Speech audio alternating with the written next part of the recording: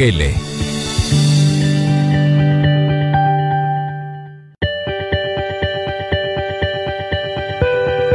Transmite el Gobierno de El Salvador. Todos los canales y emisoras deben enlazarse a la cadena nacional de radio y televisión. A continuación se dirigirá al país Su Excelencia el Presidente de la República, Nayib Bukele.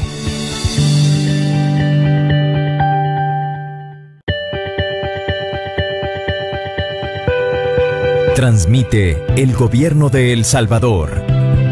Todos los canales y emisoras deben enlazarse a la cadena nacional de radio y televisión. A continuación se dirigirá al país Su Excelencia el Presidente de la República, Nayib Bukele.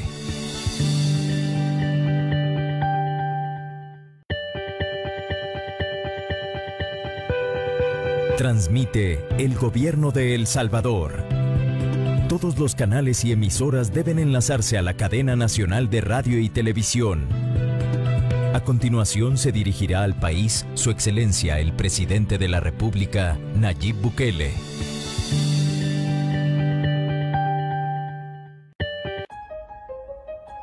Hace un año, hicimos un juramento con el pueblo salvadoreño. Sacar adelante nuestro país que tanto amamos.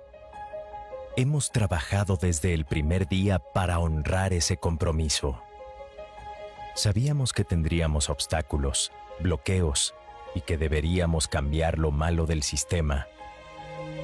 Pero nunca nos imaginamos una pandemia, ni que en el momento de mayor propagación íbamos a enfrentar otra emergencia. Nuestro país, que ya era vulnerable, ahora está en una situación de suma fragilidad. Estamos luchando con dos emergencias totalmente diferentes. La pandemia requiere distanciamiento social y quedarse en casa. Y la tormenta, unirnos para ayudar a quienes lo han perdido todo, que deben salir para protegerse y salvar su vida. Estas emergencias han puesto a prueba muchas veces nuestro juramento. No hemos sido perfectos. Hemos tenido que tomar decisiones difíciles y actuar rápido antes de que fuera muy tarde. Son días difíciles para nuestro país y para nuestras familias más vulnerables. Suspendimos los pagos de servicios y préstamos y destinamos cientos de millones de dólares para que la gente comprara lo necesario. Los fondos que teníamos para proyectos ahora se ocupan para el bienestar social durante las emergencias, para que nuestra vida esté a salvo, que el riesgo de contagiarse sea el mínimo y que no nos falte comida en nuestra mesa, mientras mitigamos los daños de la tormenta y damos alivio a quienes han sido afectados. Estamos haciendo la distribución más grande de alimentos que hubiéramos podido imaginar. Es una labor titánica repartir 3.4 millones de paquetes alimentarios al mes, que ahora llegan a familias hasta el último rincón del país. Estamos entregando más paquetes agrícolas que nunca para que la producción de granos básicos en El Salvador no se detenga. La educación sigue, adaptándose a las condiciones de los estudiantes. Ahora tenemos una franja de televisión educativa en Canal 10 que acompaña las guías y clases en Internet. La pandemia cambió el mundo, pero nuestro país ya había empezado a cambiar. Antes, nadie hubiera imaginado días consecutivos sin homicidios en El Salvador. Ahora mayo cierra con la cifra de violencia más baja de nuestra historia. Mejoramos nuestra fuerza pública con más equipamiento. Recuperamos el control de los centros penitenciarios para reducir la violencia y otros ilícitos. Llevamos un año salvando vidas de la delincuencia. Antes abastecimos de medicamentos el sistema de salud y ahora los pacientes crónicos los reciben hasta la puerta de su casa. Lanzamos un plan nacional para mejorar la fuerza de profesionales de la salud. Hoy podemos dar una respuesta médica más rápida y eficiente. Estamos remodelando y equipando toda la red de hospitales que estuvo abandonada por décadas. Mejoramos la imagen del país ante los ojos del mundo. Logramos acuerdos que ningún gobierno había logrado. La economía empezaba a crecer. Habíamos recuperado la confianza del sector privado. Hicimos una gira por Asia para conseguir una millonaria cooperación y convenios para tantos proyectos. Con Guatemala obtuvimos un acceso al Atlántico, vuelos domésticos y paso libre entre fronteras. Estados Unidos quitó la alerta de viaje y nos dio una prórroga del TPS para el beneficio de cientos de miles de salvadoreños de nuestra diáspora y que incluso hoy nos permite mantener una buena parte de las remesas. Trabajamos tan duro para levantar nuestro país. Soñamos en grande y los salvadoreños empezaron a soñar con nosotros. Y todo lo que estábamos a punto de lograr se detuvo por la emergencia más grande que ha tenido el mundo entero en los últimos 100 años. Y ahora debemos enfrentar una tormenta tropical. Así como muchos han tenido que cerrar sus negocios, también nosotros hemos detenido tantos proyectos. No será fácil, pero cuando esto termine, vamos a levantarnos como siempre lo hemos hecho, para empezar de nuevo, en un mundo que ya no es el de antes. Retomaremos lo que estábamos haciendo bien, e incluso lo haremos mejor. Podremos poner en marcha proyectos como la nueva Biblioteca Nacional, Surf City, el aeropuerto, el Tren del Pacífico, la planta potabilizadora de agua y hasta el nuevo Estadio Nacional. Cuando pasen las emergencias, seguiremos construyendo los periféricos Gerardo Barrios y Claudia Lars, el viaducto de los Chorros y hasta la presa El Chaparral, que tantos años fue símbolo de corrupción de los gobiernos anteriores. Tenemos que seguir dando lo mejor de cada uno. Es nuestro juramento con El Salvador desde el primer día. Haremos todo lo necesario, siempre. Primer año de gobierno. Presenciamos en este momento el ingreso del presidente de la República a la sala de crisis de Casa Presidencial.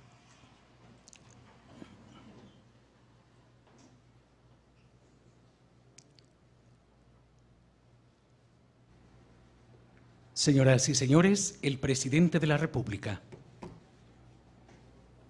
Pueden sentarse. Gracias.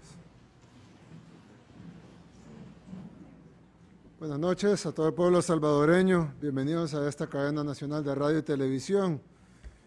En primer lugar, quiero agradecer a todas las personas por dejarnos llegar hasta sus casas, los que nos ven desde sus televisores, desde sus tablets, desde sus computadoras, en sus celulares. Como todos ustedes saben, estamos viviendo dos emergencias. Una emergencia que lleva prácticamente 3 meses y otra emergencia que lleva aproximadamente una semana. Esta última emergencia ha mostrado la fragilidad de nuestro país, una fragilidad que ya todos conocíamos. Sabíamos que éramos uno de los países más vulnerables de América, pero ha puesto a prueba muchas cosas. En esta cadena nacional queríamos brindar un informe a la población sobre lo que estamos haciendo, lo que vamos a hacer, qué es lo que está sucediendo, qué es lo que viene y buscar a la vez las mejores soluciones para el pueblo salvadoreño. Quiero darle la palabra a varios ministros y funcionarios de nuestro gobierno. En primer lugar, al ministro de Gobernación, ministro Mario Durán. Presidente. Quisiera que nos diera un estatus de la situación, cuántas personas hay afectadas, cuántos albergues, cuántas personas hay en los albergues, cuántas familias tenemos afectadas directamente por las lluvias y más o menos cómo está el estatus de todo eso. Con gusto, presidente. Mire, hasta el momento se contabilizan 27 fallecidos, familias afectadas son 29.968, prácticamente 30.000. Estos números varían alrededor del tiempo. El número de los albergues utilizados hasta este momento son 269, tenemos disponibles 1.000 en todo el territorio nacional. El total de personas albergadas en este momento son 12.154. Perdón, ministro. Sí. Perdón la interrupción. Son 29.000 familias, aproximadamente 30.000, estaríamos hablando más o menos de 100 y pico mil personas afectadas directamente, pero solo hay 12.000 y pico de personas albergadas. Sí, la ¿Qué situación... pasa con el otro 88.000, 90.000 personas que estarían afectadas que no están en los albergues? La situación se presenta de la siguiente manera, presidente. En el nivel nacional nosotros hemos encontrado afectaciones mínimas o medianas, ¿verdad? No, muchas de las personas no se albergan y otra de las situaciones que se presentan es que al final encuentran tal vez algún familiar a donde irse a refugiar. Así que nosotros contamos 30.000 personas afectadas prácticamente, 30.000 familias, y de estas solo 12.154 se encuentran registradas dentro de los albergues que están siendo utilizados en este momento. Las afectaciones son de diferentes índoles, así que nosotros igual las contabilizamos porque siempre van a requerir de la ayuda de este gobierno. Ahora, imagino que habrá gente que no quiere ir a los albergues por no querer dejar sus pertenencias. Eso siempre ha pasado. Yo recuerdo cuando era alcalde de San Salvador, muchas veces, incluso en Nuevo Cuscatlán, muchas veces había que albergar gente y muchas veces la gente no quería dejar su casa o sus pertenencias. Sí, así es, presidente. Usted conoce de primera mano la situación que se vive en las alcaldías, que es lo más cercano a la población.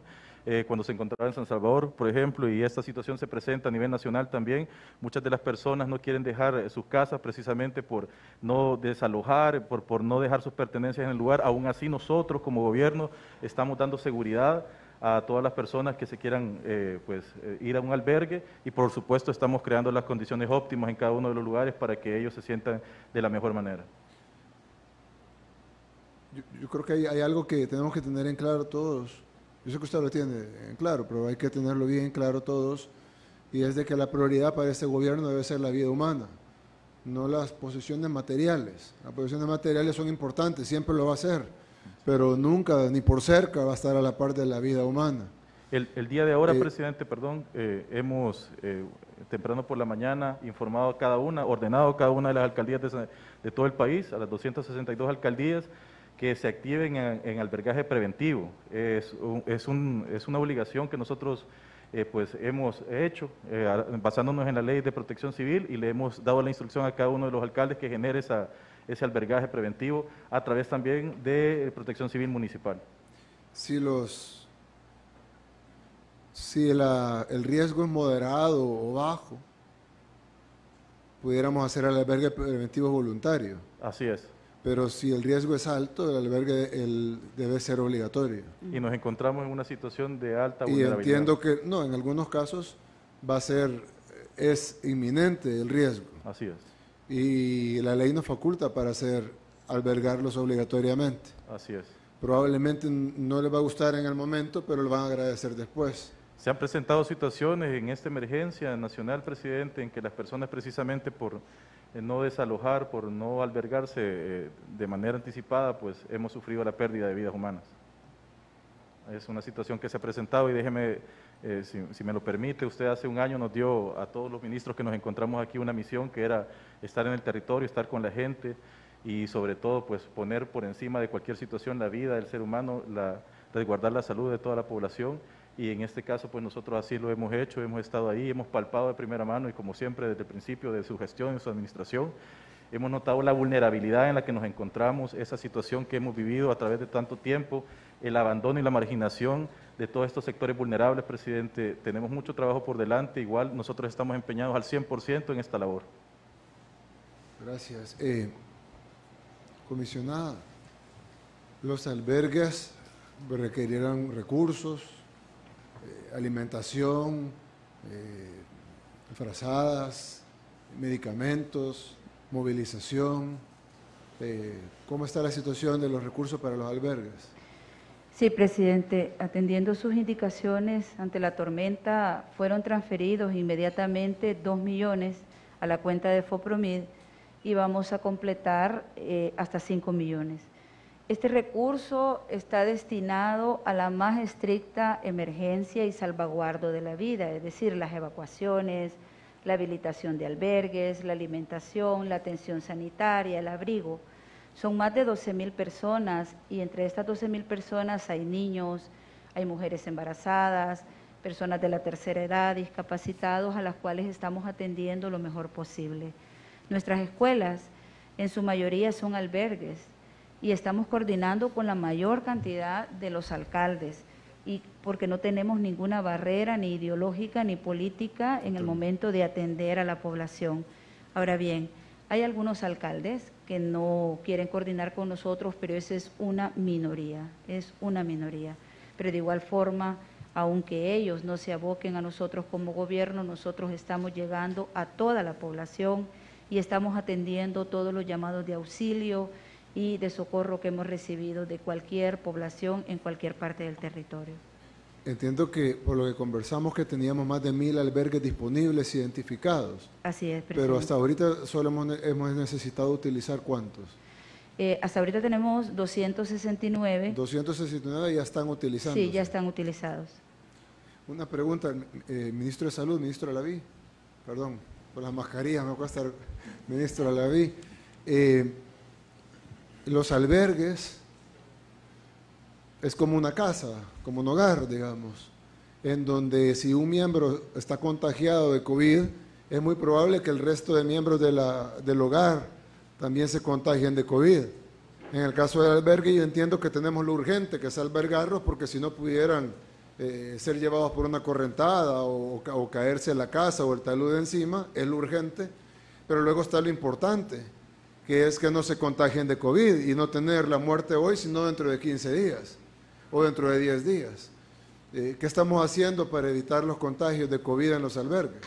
Así es, presidente. En el caso de los albergues, se están tomando todas las medidas por parte del personal de salud. Tenemos todo el primer nivel de atención involucrado de lleno en los diferentes albergues, garantizando que se cumplan las diferentes rutas, que se cumplan el distanciamiento social, que se implementen todos los métodos de barrera, mascarillas, se administre alcohol gel y se brinde sobre todo la atención médica ante la emergencia que está generando esta tormenta Amanda y esta otra emergencia. Entonces el personal de salud está de lleno en los diferentes albergues para garantizar que a pesar de que existe un convivio se puedan cumplir todas las medidas que de alguna manera limitan la transmisión de persona a persona.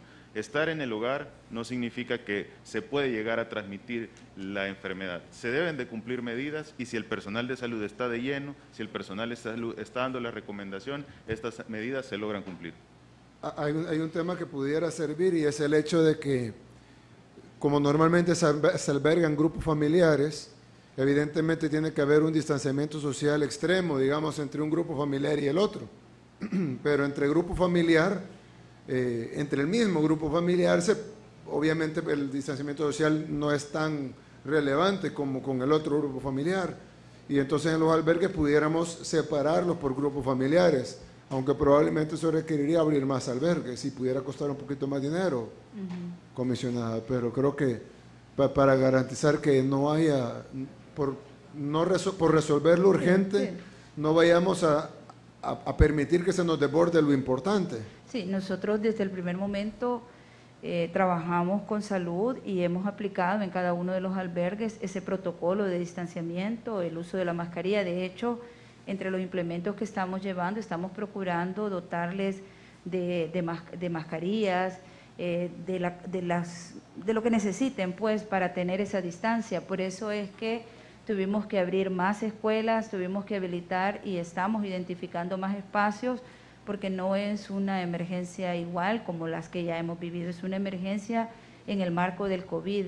Y nosotros, incluso para llevarlas, todo lo que le llevamos, toda la atención que le damos, estamos exigiendo y le estamos pidiendo permanentemente también a las comisiones de protección civil municipales que nos ayuden a garantizar el distanciamiento y las medidas de protección. De hecho son 3 emergencias, porque está el COVID, está la tormenta tropical Amanda y ahorita estamos bajo los efectos de la tormenta tropical Cristóbal. Así es, así es. El ministro de Medio Ambiente, Fernando López. Ministro, yo ayer conversé con usted me decía que hoy iban a reanudarse las lluvias. Yo estuve despierto hasta las más o menos 2 o 3 de la mañana, no había caído una gota de agua, por lo menos donde yo resido, no cayó una gota de agua. Yo me puse un poco contento porque pensé que se habían equivocado con el pronóstico. Ya en la mañana ya era un diluvio lo que estaba cayendo y pues todos sabemos lo que está enfrentando nuestro país. Sabemos que los pronósticos de de lluvias pues varían, son dinámicos, cambian de minuto a minuto, pero ¿cuál es el pronóstico que tenemos para las siguientes horas y para los siguientes días? Esperamos que baje, ya se terminó, va a seguir lloviendo, ¿cuándo termina? Bueno, señor presidente, primero recordar que vamos en el día 7 de esta tormenta. En estos días han caído, pues, en algunos puntos de nuestro país, casi el 40% del promedio anual. Para poner esto en perspectiva, tenemos estaciones en las cuales tenemos registro de 800 milímetros, aunque el promedio nacional anda alrededor de los 500. Esto, para poner un ejemplo, es equivalente a que en todo el territorio nacional caiga una capa de aproximadamente 50 centímetros de agua. Eso es en todo el territorio. Obviamente hay lugares en los que ha llovido más y lugares en los que las precipitaciones han sido menores. En el tema del pronóstico, como usted ya lo mencionó, pues son modelos que predicen que la lluvia caerá en ciertos puntos con cierta intensidad, y en este caso pues estamos haciendo el pronóstico para 2 días en el cual se comportará el sistema al igual que este día. En algunos momentos del día puede cesar la lluvia, sin embargo estamos todavía bajo la influencia de la tormenta tropical Cristóbal, que nos está al final trayendo toda esta humedad del mar. Esperamos que para el día sábado ya podamos tener un pronóstico un poco más alentador al final del día, y ya para día domingo pues podemos esperar una relativa normalidad. De nuevo, lo que siempre decimos, hacemos el llamado a la población para que por favor esté atenta al pronóstico del Ministerio de Medio Ambiente, para que atiendan las recomendaciones de Protección Civil, señor presidente, y también, como yo le mencionaba, la lluvia va a ir disminuyendo, pero esto no significa que el riesgo disminuya, porque los suelos tienen 7 días de estarse cargando de agua y por lo tanto pues la condición de vulnerabilidad siempre se mantiene, señor presidente. Ministro, le escuché bien cuando me dijo que en 7 días ha caído el equivalente al 40% del agua que cae en un año. Eso es en algunos puntos, señor presidente, sí, correcto. Son 800 milímetros, casi 900 a esta hora registrados en nuestra estación de Conchagua, en la Unión, o sea, en la zona del Golfo de Fonseca, que ha sido una de las más afectadas que hemos tenido, señor presidente. Bien, gracias, ministro. Ministro de la Defensa.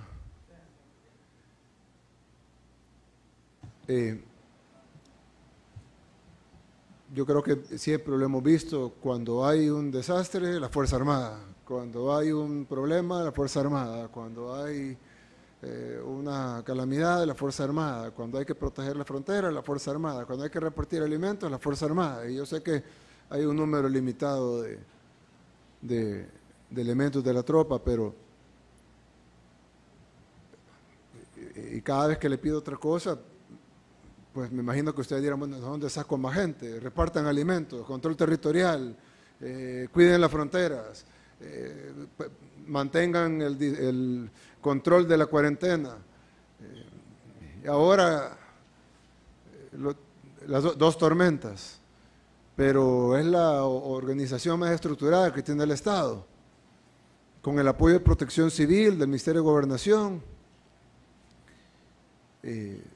Es importante que ahorita, en donde la prioridad debe ser salvar las vidas humanas, y yo lo he visto a usted incluso personalmente cargando a la gente en lancha, etcétera, y eso es muy bueno, porque no solo por el trabajo que usted individualmente como persona puede hacer, sino que eso le demuestra a la tropa de que su ministro está ahí con ellos. Pero necesitamos que se redoblen esfuerzos para que no, bueno, para 2 cosas. Primero, para que no fallezca más gente. Ya tenemos, me informaba el ministro, 27 fallecidos, ¿es correcto? Más 10 desaparecidos. Es correcto, presidente.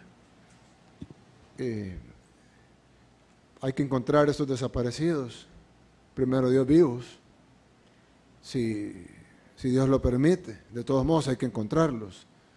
Y hay que tratar de evitar al máximo las muertes. Y para eso necesitamos que Protección Civil y que la Fuerza Armada y bomberos también, que están en el mismo Ministerio de Gobernación. Así es, presidente. hagan todo lo posible para movilizar a la gente. Bueno, la policía también, la Policía Nacional, sí, hagan todo lo necesario para movilizar a la gente a los albergues, para rescatar a la gente, que no se le lleve las correntadas, para que encontrar a la gente que está soterrada. Entiendo que siguen en la búsqueda de 10 personas, 7 de las cuales son una sola familia. Sí, continuamos a esta hora en labores de búsqueda y rescate, señor presidente. Tenemos indicios, ahorita hemos introducido cámaras también en la zona de Santo Tomás y esperamos tener resultados pronto, presidente.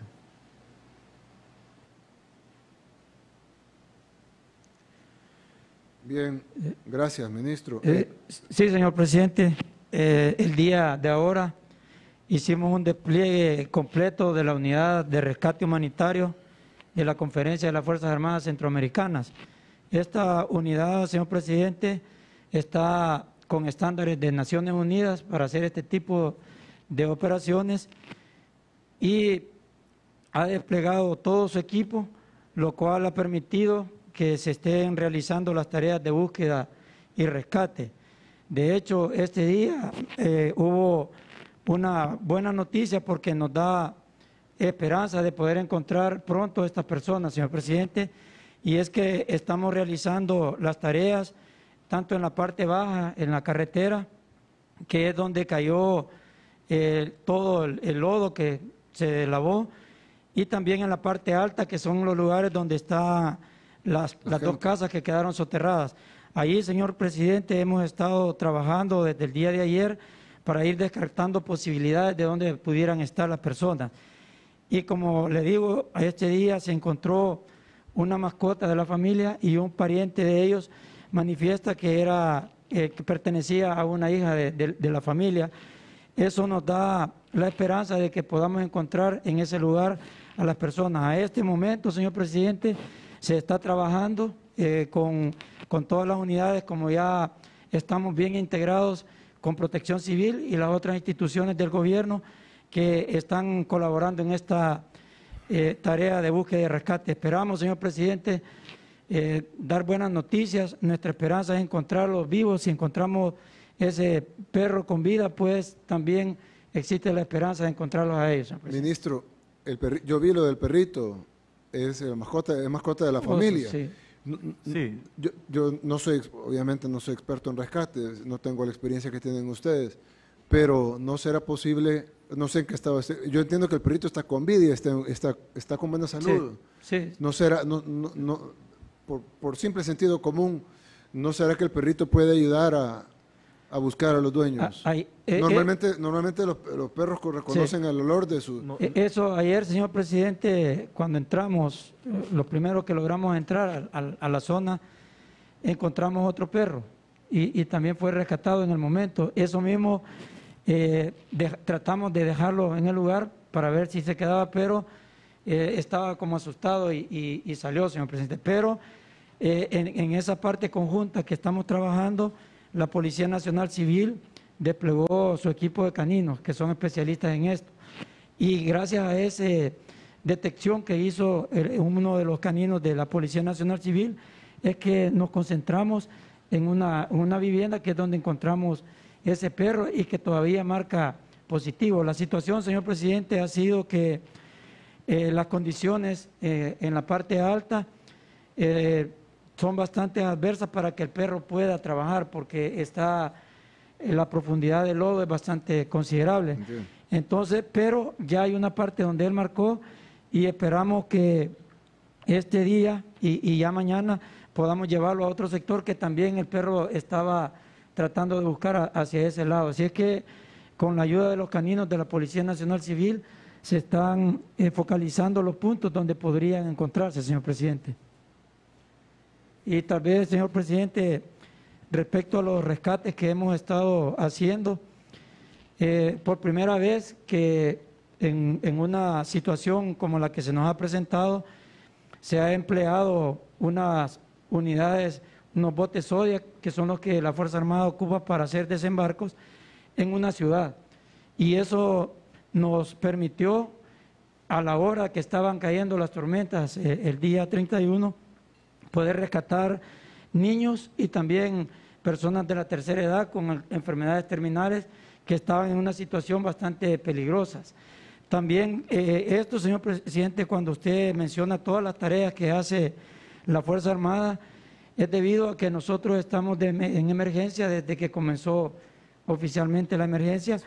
Nuestro personal ha salido con 48 horas, pero la satisfacción es que están con la moral en alta y eso es lo que nos permite estar trabajando en diferentes actividades. Gracias a todo el apoyo que se nos ha dado, nos han entregado el equipo de bioseguridad necesario para poder realizar estas tareas, señor presidente. Es importante garantizar que se mantenga esa moral alta.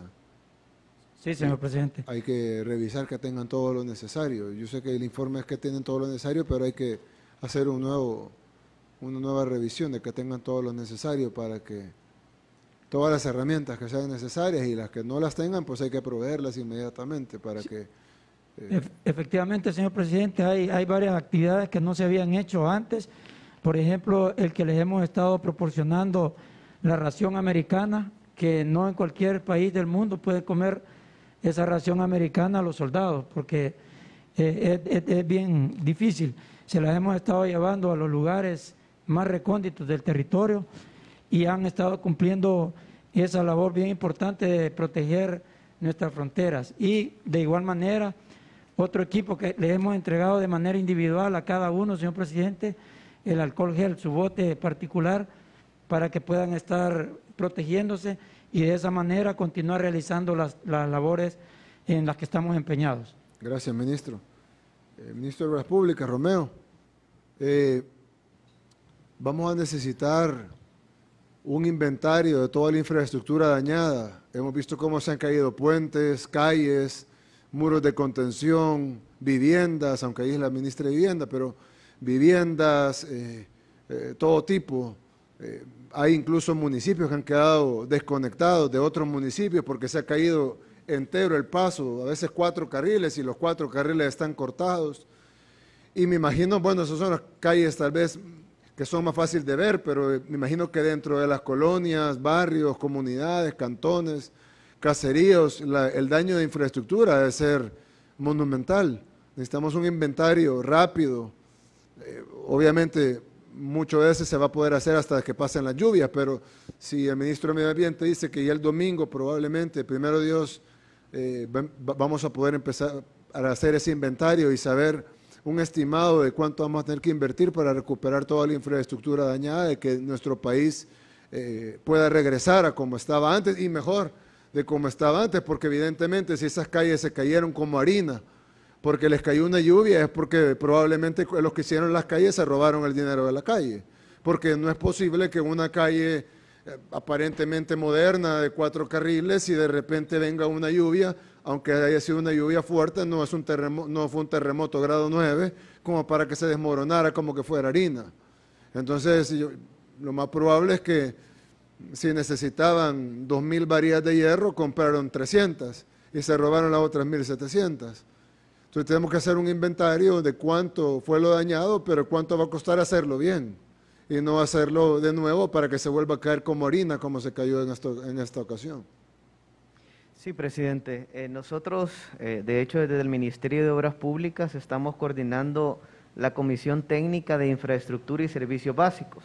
Ahí integramos diferentes carteras de Estado, ahí está el Ministerio de Vivienda, el Ministerio de la Defensa, entre otras carteras, ANDA también, para poder identificar las diferentes infraestructuras que tenemos dañadas. Ahorita, por ejemplo, hemos desplegado a todas nuestras cuadrillas, tanto del Ministerio de Obras Públicas como de FOVIAL, el Ministerio de la Defensa también nos ha apoyado para poder realizar diferentes intervenciones en carretera. Hemos atendido 716 derrumbes, se han dado cerca de 45 derrumbes en la carretera de Los Chorros, hemos tenido 23 derrumbes en la carretera al Puerto de la Libertad, que de hecho es una carretera nueva y no se deberían de estar dando derrumbes. Lo que sucedió fue que cuando la construyeron no realizaron las obras de protección para poder evitar... ¿Se derrumbó la carretera nueva? La carretera nueva, la carretera del Puerto de Libertad, 23 derrumbes tenemos, presidente, solo en esa carretera. Entonces, esa carretera la hicieron al final del gobierno. Así es. Y esto es justamente porque no se contemplaron las obras de protección en los taludes, así como cuando, por ejemplo, le cambiaron el pavimento a la carretera de Los Chorros de asfalto a concreto hidráulico, tampoco realizaron obras de protección. Y hoy está que tenemos 45 derrumbes en la carretera de Los Chorros. Entonces, y eso es algo que nosotros ya hemos venido trabajando desde el inicio del gobierno. ¿Y qué hizo el ministro de Obras Públicas durante 10 años? El ministro, no era el ministro de la transparencia, el mejor ministro de toda la historia del país. 45 derrumbes en una calle. Creo que lo de la transparencia quedó más que todo en monumentos, presidente. Prácticamente ahí tenemos el bypass de la Libertad, por ejemplo. Monumento horrible, por cierto. Sí, así es. Entonces, hemos identificado este tipo de eventos que han sucedido en diferentes carreteras. Le voy a pedir, ministro, que desmantele ese monumento, por favor. Es un insulto al pueblo salvadoreño. Así haremos, presidente. Hemos identificado cerca de 7 derrumbes en la longitudinal del norte, justamente por Ocicala. También tenemos en Poloró diferentes caídas de roca. En Comalapa hemos registrado cerca de 13 derrumbes. También en la carretera litoral, justamente en el sector de los túneles, hemos tenido alrededor de 17 derrumbes en ese sector.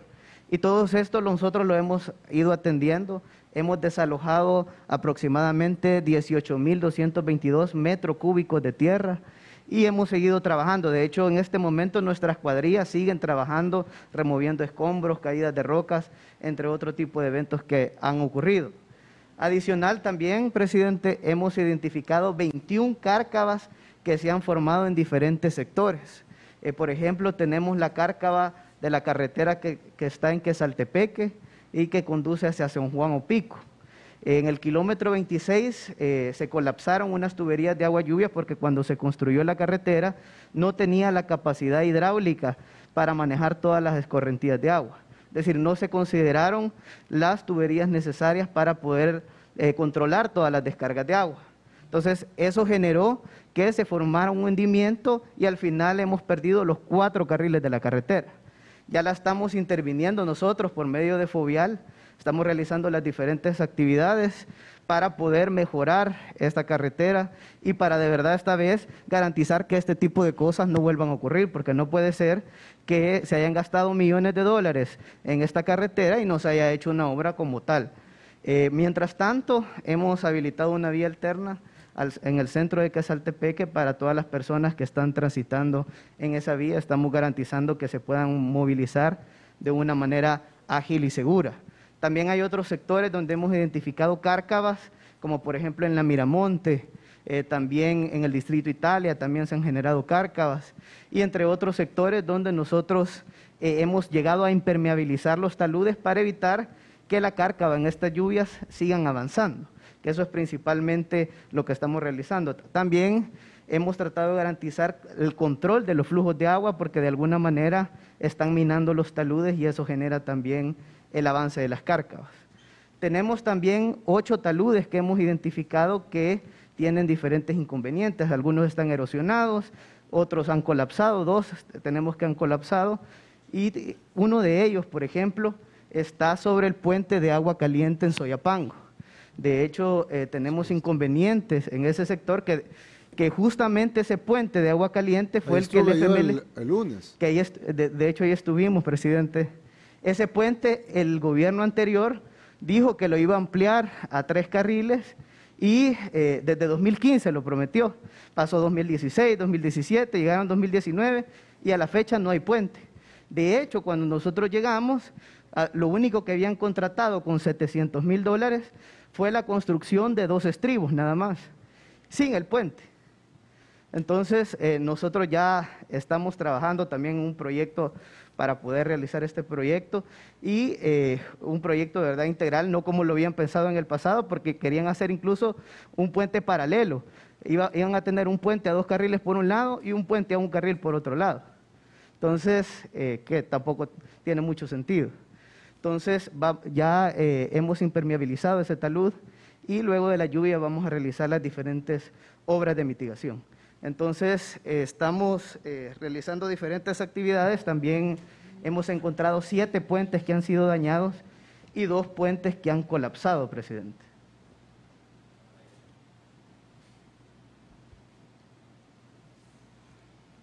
Yo creo que va a tener una labor titánica después de esta lluvia, ministro.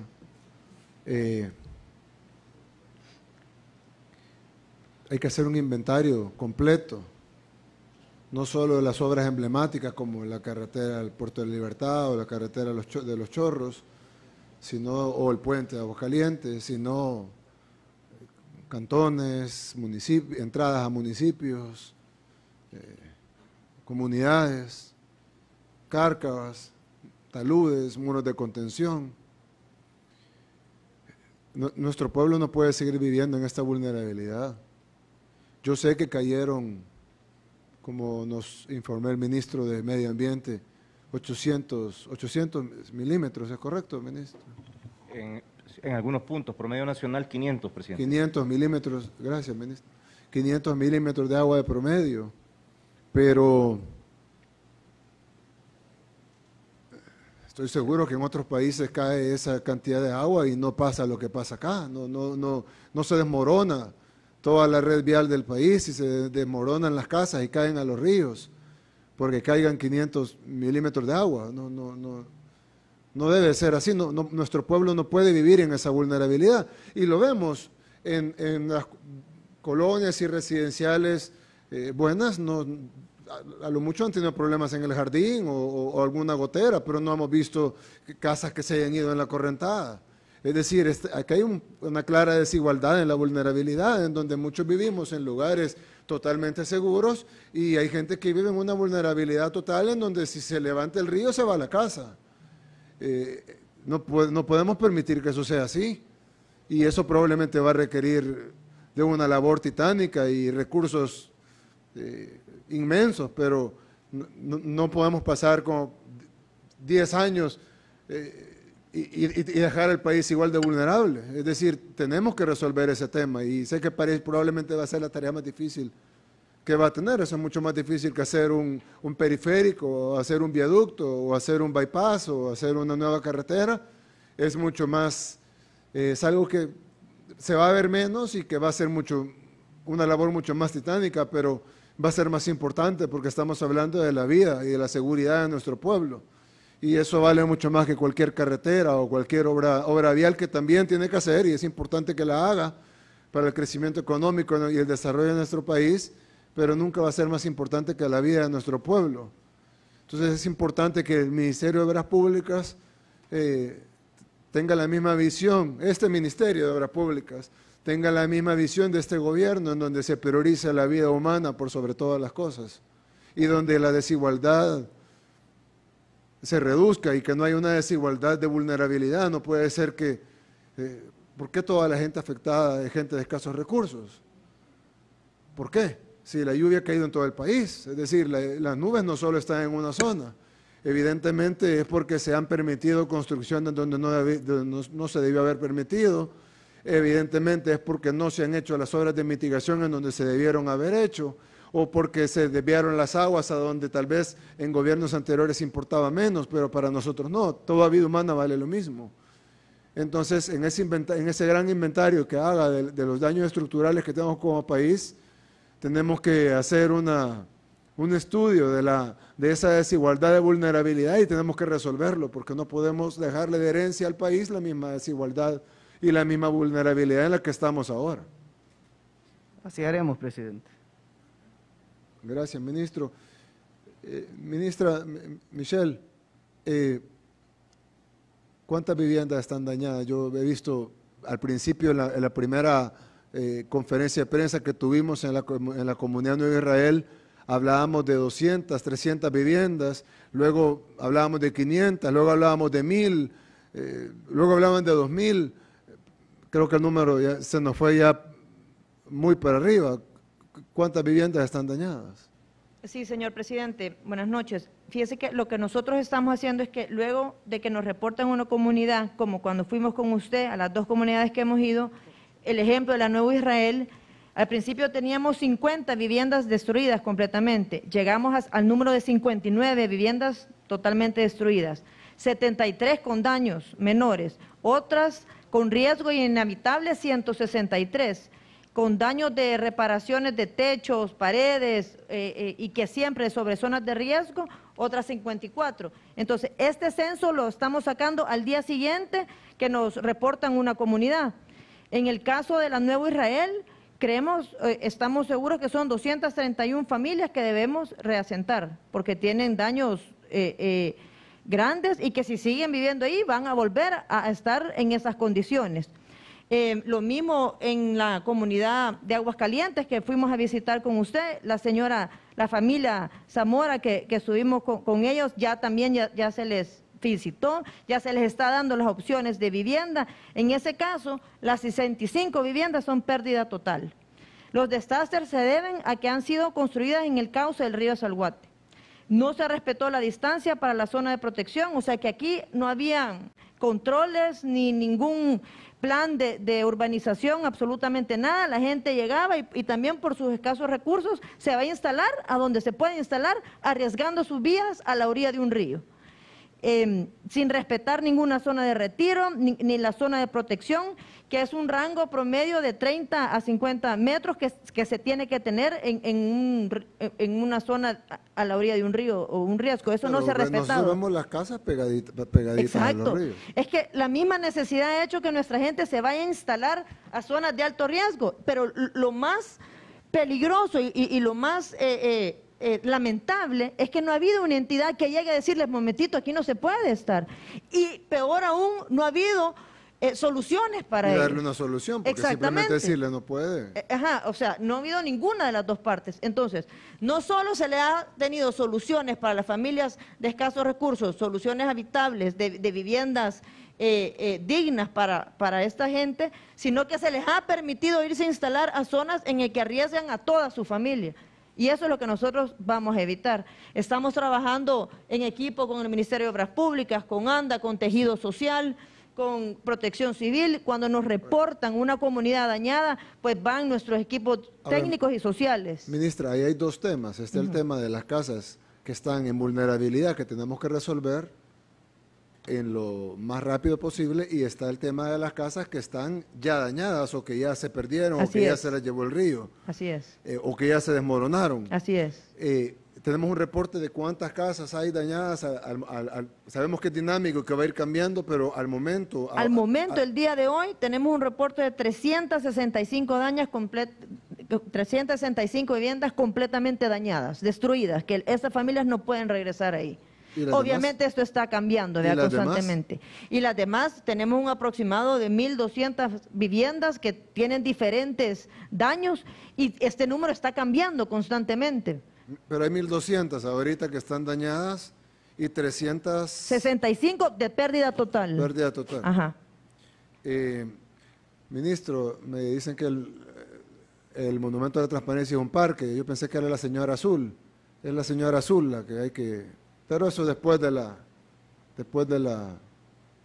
inventario y de resolver el problema. La señora Azul es la que hay que desmantelar, no el parque. Así haremos.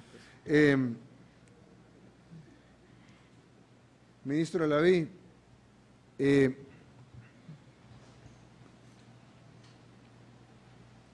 hecho que tengamos esta emergencia urgente no nos quita que tenemos la otra emergencia importante, que es el tema del COVID-19. ¿Cómo estamos en eso? La red de hospitales, vi que ya se inauguró la nueva área en el Hospital Rosales, que se remodeló el área del Hospital Rosales. Bueno, era un cambio muy significativo. Sí, definitivamente, presidente, el sistema de salud se está desarrollando y se está desarrollando en plena emergencia no solo sanitaria, sino que en una emergencia en el caso de la tormenta Amanda. Y pues todo esto ha sido una labor titánica, una labor que se está realizando por un trabajo articulado por diferentes instituciones. El Ministerio de Salud da los lineamientos, el apoyo, el Ministerio de Obras Públicas nos está ayudando con todo este trabajo por parte de la adecuación, y no solo es una adecuación, sino que viene siendo la creación de infraestructura, también el funcionamiento de áreas que nunca se habían tenido en el sistema de salud, como es el caso de las unidades de cuidados intensivos a la cual usted comenta, presidente. El día de ahora se inauguraron 21 unidades de cuidados intensivos en el Hospital Rosales, en un área totalmente diferente. Son las que, perdón, ministro, que me interrumpí, son las que el embajador de Estados Unidos nos hizo la entrega de los ventiladores mecánicos. Correcto, presidente. Bueno, nos dieron 250, pero 21 se llevaron ahí a esa unidad del Hospital Rosales. Sí, esa es una parte de la unidad. También tenemos dentro de esa área 26 camas de unidad de cuidados intermedios y asimismo 12 unidades para cuidados especiales. Esta es una unidad de cuidados intensivos bien diseñada para el manejo de la pandemia de coronavirus y también va a ser una unidad de cuidados intensivos que va a servir para el sistema de salud. Esto está totalmente aparte del Hospital Rosales y va a sumar a las unidades de cuidados intensivos que ya el Hospital Rosales tenía. En ese sentido, tiene todo el equipo, en ese sentido, tiene todo el diseño de flujos que son unidireccionales, en los cuales hay sitios donde el personal de salud se quita un traje de bioseguridad nivel 2, se pone un traje de bioseguridad nivel 3, entra al área de atención, en el cual se cuenta con todos los equipos. También hay telemedicina. Exacto, tenemos cámaras de videovigilancia para garantizar esa telemedicina, el hecho de que el personal de salud no tenga que exponerse innecesariamente, podemos hacer acercamientos de los monitores, los parámetros, los signos vitales, la curva de oxigenación, y en ese sentido, esa tecnología nos da la capacidad de poder tener una intervención mucho más adecuada para la población salvadoreña, y es increíble poder ver de primera mano, y ante la experiencia que he tenido yo en el sistema de salud cuando me formé, que habían deficiencias en las cuales ni siquiera teníamos un monitor cardíaco, y si existía el monitor, no tenía ni siquiera los cables con los que se conectan estas guías. Creo que toda la población salvadoreña, al visitar una unidad, un hospital, se ha dado cuenta que ni siquiera existen los aparatos, y si están no funcionan, y en ese sentido poder tener la oportunidad de ver que el sistema se está desarrollando y no solo una adecuación ni un maquillaje, sino que una obra que definitivamente cumple con estándares de primer mundo, es una satisfacción, y creo yo que ante la posibilidad de hacer esto en plena emergencia, lo que los salvadoreños, a través de la gestión que usted está teniendo, presidente, puede llegar a ser increíble. En ese sentido, yo quisiera pedirle, presidente, que me permita mostrarle unas fotos de cómo ha sido el antes y el después de las diferentes áreas hospitalarias, para que los salvadoreños conozcan que probablemente el lugar donde alguna vez recibieron una atención hospitalaria ya no es la misma. ¿Aquí? Estas son imágenes del área específicamente que se ha remodelado, se ha adecuado, en el cual ustedes pueden ver que plenamente no cumple. Eso no está remodelado, eso es como era antes. Ese es el antes, donde plenamente no se cuenta con ninguna medida sanitaria. Ese es el Hospital Rosales. Ese es el Hospital Rosales. Estas eran las infraestructuras anteriores, todo hacinado, no había un orden. Definitivamente esto no es limpio, no cumple con los criterios de área hospitalaria, no tiene curvas sanitarias, aires deteriorados, sin filtros, aires acondicionados convencionales. Usted puede ver Pero esa insalubridad, o sea, no solo lo estético, es insalubridad de los techos, de las paredes, de los pisos, de los baños. La gente se moría de la insalubridad en el hospital entonces. Por eso la Red Nacional de Hospitales tiene altas tasas de infecciones nosocomiales, porque precisamente no existe el mantenimiento ni la salubridad. La climatización de las áreas definitivamente está sin filtros EPA, que son los filtros que garantizan disminución de enfermedades. Entonces, en ese sentido... Ministro, el Hospital Rosales fue fundado en 1950, hace mucho... Pasaron ¿cuántos años sin hacerle nada? Es increíble, presidente, que la salud de los salvadoreños nunca se haya tomado en cuenta. Pero el 80%, 90% de los salvadoreños utilizan los servicios públicos, el seguro social, y no les importó nunca. Así es, presidente. Esto es el acumulado de años de no preocuparse por el sistema de salud, de años de dejar sin el sistema de salud sin apoyo, sin el equipo necesario, todo esto. No, la gran ventaja de esto es que la población sabe que lo que estamos mostrando es real, porque muchísima de la población utiliza estos hospitales. De hecho, el Hospital Rosales es el hospital de referencia del país. Sí, presidente, es el hospital que todo el gremio médico sabe que ante la necesidad de la atención más especializada se acude al Rosales. Todos los salvadoreños en más de alguna Ahí se atiende el cáncer, ahí se atiende, bueno, ahora se va a atender COVID, ahí se atienden cardiopatías, insuficiencia renal. Bueno, la gente viene del interior del país a atenderse al hospital, a este hospital que que usted nos acaba de mostrar. Y estas son, presidente, permítame mostrarle el trabajo articulado de todo este gabinete, un área hospitalaria totalmente diferente. Que ese es un hospital de verdad. Con lo necesario, estamos hablando de áreas que están climatizadas, con los filtros, con esclusas, con rutas de flujo unidireccionales, con equipos nuevos, con equipos que van a garantizar que cada unidad tenga lo necesario, no que tenemos 10 unidades de cuidados intensivos y un aspirador para esas 10 unidades, sino que cada unidad tiene su equipo indispensable en el cual no solo puede dar la atención a COVID, sino que en algún momento esto va a llegar a servir para fortalecer la atención del Hospital Rosales. Tenemos también las cámaras de videovigilancia, con lo cual el sistema de salud está dando un paso que nunca se había tenido y con lo cual se va a avanzar mucho con tecnología, sobre todo con el apoyo del trabajo articulado. Estamos de la mano con innovación que nos está apoyando para hacer realidad todo este sueño que el sistema de salud tiene, llegar a unificarnos y llegar a organizarnos con el expediente de alguna manera electrónico y poder brindar la atención en salud de primer nivel. Ministro Nelson, ministro de Hacienda, nosotros, junto con el ministro de Alaví y con el ministro Romeo Herrera de Obras Públicas, tenemos un plan que se ha estado haciendo, comisionada, para dejar un legado de que todos los hospitales del país, todos queden así como acabamos de ver el Hospital Rosales, esa parte del Hospital Rosales. Todo tiene que quedar así.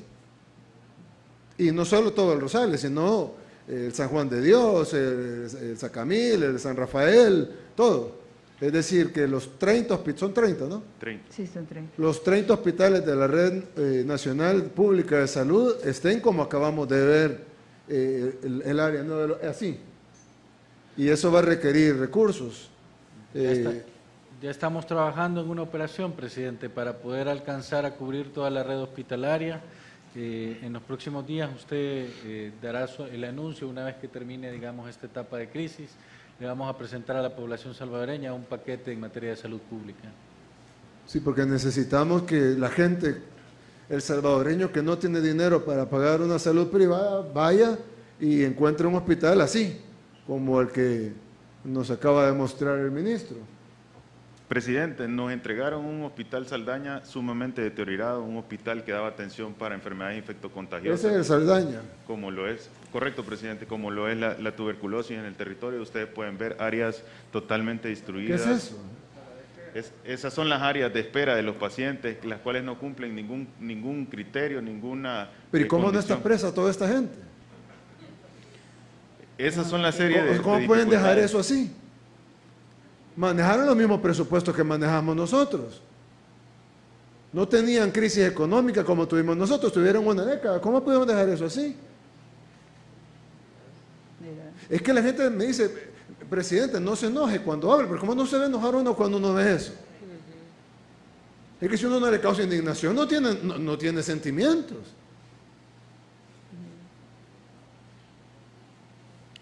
Totalmente deteriorado, eso es... Son unos delincuentes, la verdad. Me disculpen, yo sé que no les gusta que les diga, pero es que son unos delincuentes. En esa imagen, presidente, en la anterior, podemos ver el pabellón de manejo de enfermedades infectocontagiosas llamada el pabellón Lucha, conocido por la mayoría de médicos que han pasado por este lugar y la mayoría de salvadoreños que tienen una enfermedad pulmonar. Ministro, por favor, presenten yo necesito quedarme en un expediente y lo presenten a la Fiscalía General de la República. Yo voy a hablar personalmente con el fiscal, eso se tiene que procesar. Esto es un delito a la salud pública, esto es un atentado totalmente a la vida de los salvadoreños. Está bien, presidente, se va a hacer como usted indica. Por favor. Y queremos mostrarles también ya las imágenes de cómo se ha avanzado. Estas son las unidades de emergencia. Sabemos las características del hospital, pues no tenía ni siquiera una calle adecuada. Se está remodelando toda el área y este es el nuevo Hospital Saldaña. Este es totalmente un cambio, un hospital con unidades de cuidados intensivos en las cuales se cumplen todos los criterios. Tenemos el personal sumamente comprometido en el manejo y con la experiencia para manejar enfermedades infectocontagiosas. Es un área en la cual se cumplen también con el equipo de ventilación mecánica, monitores, las camas hospitalarias, el sistema de climatización con filtros HEPA y sobre todo estas unidades de cuidados intensivos, cada una tiene una exclusa, con lo cual se puede limitar el acceso a un área en específica y cada paciente está totalmente separado del otro. En ese sentido, se ha habilitado también toda la línea de gases, toda la línea de oxígeno, aire comprimido, succión, y de esta manera se está dando un salto de calidad en el sistema de salud que va a perdurar por mucho tiempo. Esto es posible gracias a la ayuda de todas las instituciones. Se siguen implementando tecnologías de punta. ¿Estas cámaras son las cámaras para la telemedicina o son para son videovigilancia normal? Estas específicamente, presidente, son para telemedicina. Con estas cámaras podemos tener la capacidad de llegar a visualizar el monitor y datos precisos, no tienen distorsión. De esta manera nosotros podemos hacer un zoom y podemos visualizar cuáles son los parámetros de frecuencia cardíaca. ¿Y tiene fotografías del área de telemedicina? También en breve podemos ver las imágenes del centro. Este es el centro de monitoreo. Ahí está al pendiente el personal de todos los cambios de parámetros, tanto en los monitores como en los ventiladores mecánicos de cada una de las unidades. Y no solo las unidades, sino que los pasillos, para garantizar que se dé una atención de primer nivel. El personal está totalmente comprometido porque hoy tiene las herramientas para poder luchar, las herramientas para poder sacar los pacientes y esa alegría de que trabajando juntos con las herramientas necesarias y con el apoyo para el suministro de todos los medicamentos, se puede dar una atención, hoy por primera vez se puede dar una atención de calidad para la población salvadoreña en salud. También este es el centro oftalmológico que en algún momento pues era una área totalmente descuidada en el Hospital Sacamil, donde se había prácticamente limitado, eran bodegas en las cuales no se contaba con la más mínima... Y los ministros de salud y ministras de salud que estuvieron anteriormente nunca fueron a los hospitales a ver esto. Me imagino, presidente, que tuvieron que conocer de esto, el sistema de salud definitivamente... Y cuando miraban esto, ¿qué decían? ¿Lo veían bien? ¿Lo veían normal? Cuando llegaban y veían esto, se iban a su casa, a su oficina, lo miraban... Esto demuestra que nunca ha existido un interés por el sistema de salud y creo que es bien importante el poder... Esta fotografía es nuestra, digamos. Esta fotografía es ya una de las áreas que se están trabajando, cómo ha venido el cambio. Esta es el área real, esto era el Hospital Sacamil, no hace mucho tiempo. Estas son bodegas en las cuales se tenía chatarra, se tenía papeles, se tenía simplemente en una condición sumamente insalubre, los techos descuidados. Vaya, pero la bodega, digamos que uno pudiera decir, es un área que no estaba abierta al público, tal vez la tenían ahí tirada, pero el área anterior, la fotografía anterior, veíamos enfermeras caminando, veíamos gente sentada esperando, es decir, estamos hablando de eso es una zona de atención al cliente, ahí está atención de donantes, o sea, la gente va a donar sangre y lo atendían ahí. Correcto, ese es el pasillo central del hospital, esa es una de las áreas de banco de sangre, el laboratorio central del hospital, y definitivamente eso hay evidencia de una desatención en el sistema de salud. Tenemos un pueblo noble, Sí. aguantador, la verdad. Estas son las nuevas áreas, el centro oftalmológico totalmente rediseñado, totalmente acoplado, con equipos y con personal que está brindando una atención directa y no solo a cirugías de mediana complejidad, sino que a cirugías sumamente grandes, a cirugías que el sistema de salud no estaba acostumbrado a realizar. Esto es un trabajo de cómo se ha venido realizando las diferentes intervenciones con el aporte técnico y también con el aporte de equipo y con el aporte de las diferentes instituciones, y hoy por hoy el Hospital Sacamil está dando toda la atención que en algún momento pues no se realizó. Estas son más imágenes en las cuales se ve la deficiencia en el sistema. Esta parte es el área de quirófanos que estaba descuidado, se tuvo que botar prácticamente porque contaba con azulejos que no cumplen las condiciones sanitarias de un área hospitalaria.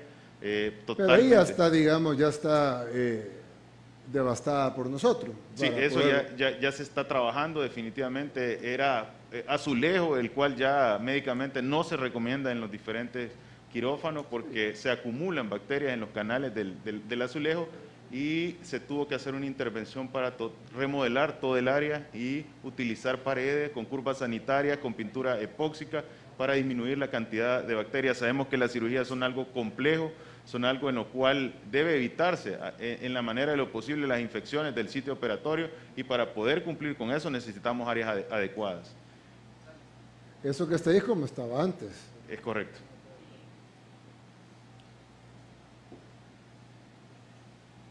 Y estas son las nuevas imágenes, estas son las áreas de quirófano nuevas, totalmente con sus curvas sanitarias, con pintura epóxica, con puertas, puertas metálicas de acero inoxidable algunas. Estas son las que están al exterior y las que están directamente. Es un quirófano de primer mundo, con equipo de primer mundo, y esto ya está en funcionamiento. Son áreas en las cuales se va a fortalecer un quirófano, bueno, son 2 salas de quirófanos inteligentes en las cuales se van a realizar cirugía cardiovascular, cirugías, gastrointestinales avanzadas, al igual que toda la rama de cirugías que ya se realizan por el segundo nivel de atención. Esto solo es una muestra de lo que está realizando y del desarrollo que está teniendo el sistema de salud, que nunca había existido en nuestro territorio. Muchas gracias, ministro. Sí quisiera pedirles que toda la red, el 100%, porque me imagino que falta, y entonces hay que garantizar esos recursos para que toda la red de hospitales públicos podamos mostrarla con orgullo y que se vean modernos, de primer mundo, dignos, que es lo menos que merece nuestra gente. Así será, presidente. Gracias. El ministro de Agricultura, Pablo. Yo he visto imágenes, de hecho hoy me enviaron unas, cultivos totalmente perdidos, cosechas perdidas, el campo, pues por evidentes razones, el exceso de agua destruye un montón de cultivos. Sí, presidente, la verdad que estamos bien afectados en la área agropecuaria. Déjeme decirle que normalmente los equipos del MAC, del CENTA y todas las ramas de agricultura, una vez entran a trabajar, una vez terminan pues las emergencias para hacer los levantamientos. Pero nosotros en este gobierno hemos trabajado diferente. Empezamos a hacer los levantamientos desde el primer día, cuando estaba pues la emergencia en su más esplendor.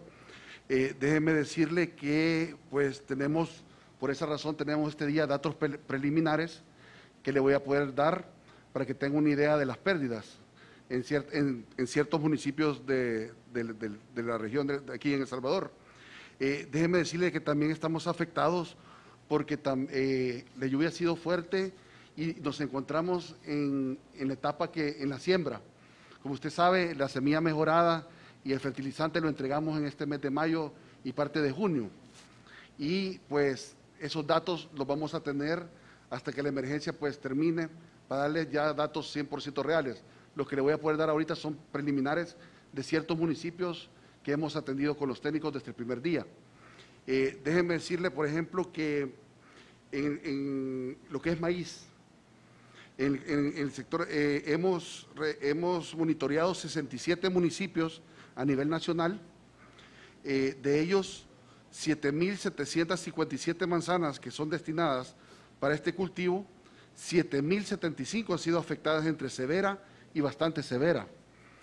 Eso es en maíz. Usted sabe que somos un pueblo que consumimos muchísimo maíz, claro, y esto pues tiene repercusiones serias en todo el sistema agropecuario. Pupusas, todo se hace con maíz. Y no solo eso, también para los animales, porque lo verde del maíz cuando se consume en elote, en verde, sirve para el alimento del ganado y de muchos animales. También el cultivo de frijol, hemos sondeado 24 municipios, con énfasis en zonas donde los daños han sido más severos y también se reporta una alta cantidad de pérdidas y daños. Esta no es, gracias a Dios, no es la cosecha más fuerte de frijol. Gracias a Dios estamos apenas empezando lo que son las siembras. Entonces, vamos a sacar datos reales que le vamos a presentar una vez pasen, pues como usted sabe, no se puede acceder a muchos de los lugares, porque usted ha visto las fotos, son lagos. Zapotitán, por ejemplo, parece lago. y en Zapotitán, que es el distrito de riego donde tenemos la mayor siembra de arroz en el país, solo ahí se han perdido más de 1.200 manzanas al 100%, están bajo el agua, perdidas completamente. Entonces, sí tenemos afectaciones graves. En el ganado, por ejemplo, se han muerto más de 100 reses, ¿verdad? Y esto sigue creciendo todos los días porque los reportes siguen entrando de los diferentes municipios que visitamos, de los reportes de los ganaderos. En lo que es el rubro de las aves, hay más de 2.500 aves muertas. En el café, que es tan importante, no ha sido afectado tanto lo que es la producción, pero sí el exceso de humedad. Presidente, vamos a tener que tomar medidas, como hemos hecho todos los años con la roya, ya que el exceso de humedad pues hace que salten los casos de roya en el café. Decirle también que la tormenta, pues al menos más de 176 productores individuales y 2 asociaciones productoras han tenido daños ocasionados por fuertes vientos y deslizamientos de tierra. Yo personalmente fui a Zapotitán hace 2 días, fui a verificar personalmente con las personas que están en el sector 5 y la verdad que estaba inundado completamente. Nos reunimos con los productores, llevamos a personas del Banco de Fomento Agropecuario que nos acompañaron y estuvimos reunidos con todos ellos. Déjenme decirles que ellos solicitaron maquinaria pesada. Yo inmediatamente pues me comuniqué con el ministro Romeo, gracias Romeo, porque inmediatamente pues ya nos hizo llegar la maquinaria pesada para desolvar los ríos. Esta maquinaria va a estar trabajando más de 15 días. ¿Maquinaria del MOP? Sí, del MOP. Lo estamos colaborando porque nosotros tenemos... Así tiene que ser, trabajen todos de la mano. Claro. Interinstitucional, si uno tiene maquinaria, le ocupa el otro, o uno tiene recursos humanos y le ocupa el otro, o recursos financieros incluso. Tratemos claro, cada quien que ponga lo que pueda y apoya al otro. Así nos ha dicho usted siempre y así lo hemos hecho. Romeo nos ayudó muchísimo. Déjeme decirle que solo con esa máquina pues estamos, más de 1.000 manzanas de cultivos están siendo beneficiadas y más de 5.000 personas, solo con esa maquinaria que mandó Romeo, con una. Y decirle pues que la verdad pues los daños son graves. Esperemos que los reportes, para darle ya un dato preliminar con cifras monetarias y ser más exactos, pues, pero tenemos que esperar que termine las lluvias para hacerlo. Gracias. Vamos a tener que hacer, yo entiendo que la cosecha algunas ya no se pueden recuperar porque ya pasó la fecha, otras no se afectaron porque todavía no es la fecha. Otras sí se pueden recuperar, caso del maíz, por ejemplo, creo que se puede resembrar. Sí, presidente. Ya que el maíz depende de la época lluviosa y la época lluviosa apenas empieza. Correcto. Pero vamos a tener que hacer un plan de recuperación del agro. Ya teníamos, de hecho, la idea de hacer un plan de reactivación del agro. Correcto. Pero ahora tenemos que pensar en un plan de recuperación del agro y un plan de reactivación del agro a la par. Claro, porque lo queremos reactivar a como era en sus mejores tiempos, pero primero tenemos que recuperar lo que acabamos de perder en estos 7 días.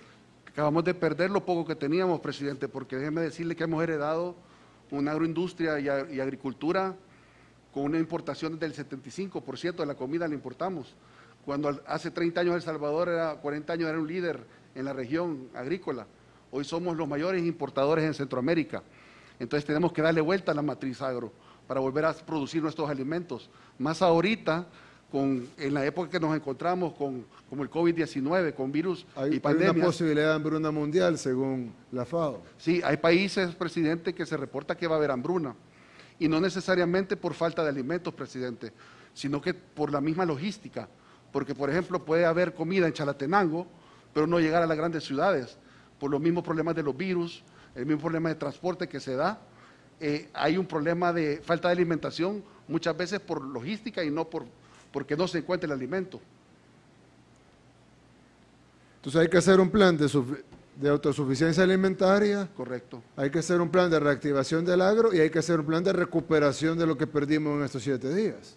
Exactamente, lo que perdimos en los últimos 7 días, lo que perdimos en los últimos 40 años y lo que heredamos.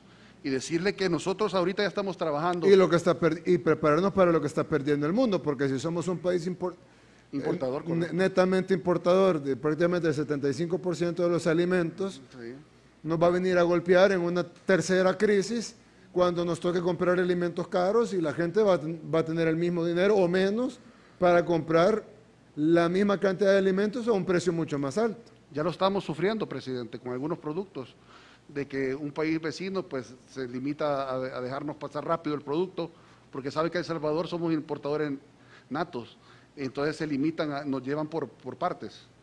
Y eso pues la verdad que tenemos que trabajar en la seguridad alimenticia, es necesario ahorita más que nunca.